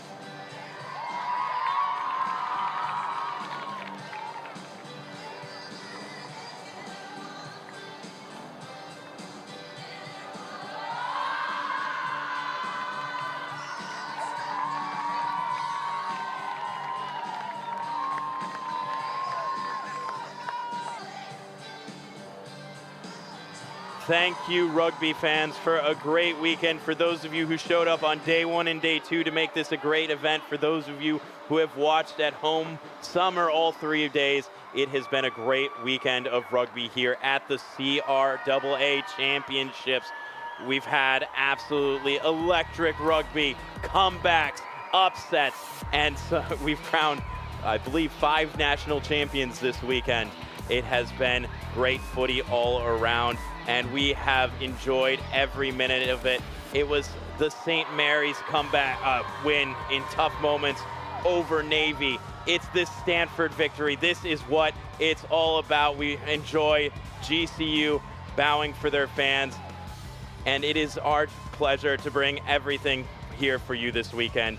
Today's broadcast was granted by the College Rugby Association of America and the Rugby Network. Any use or rebroadcast requires the written consent of the CRA and TRN. For my partners in commentary, Rich Kelly, Carly Waters, Alex Goff, myself, Joe Rasmus, the entire DNA Studios team, thank you for watching.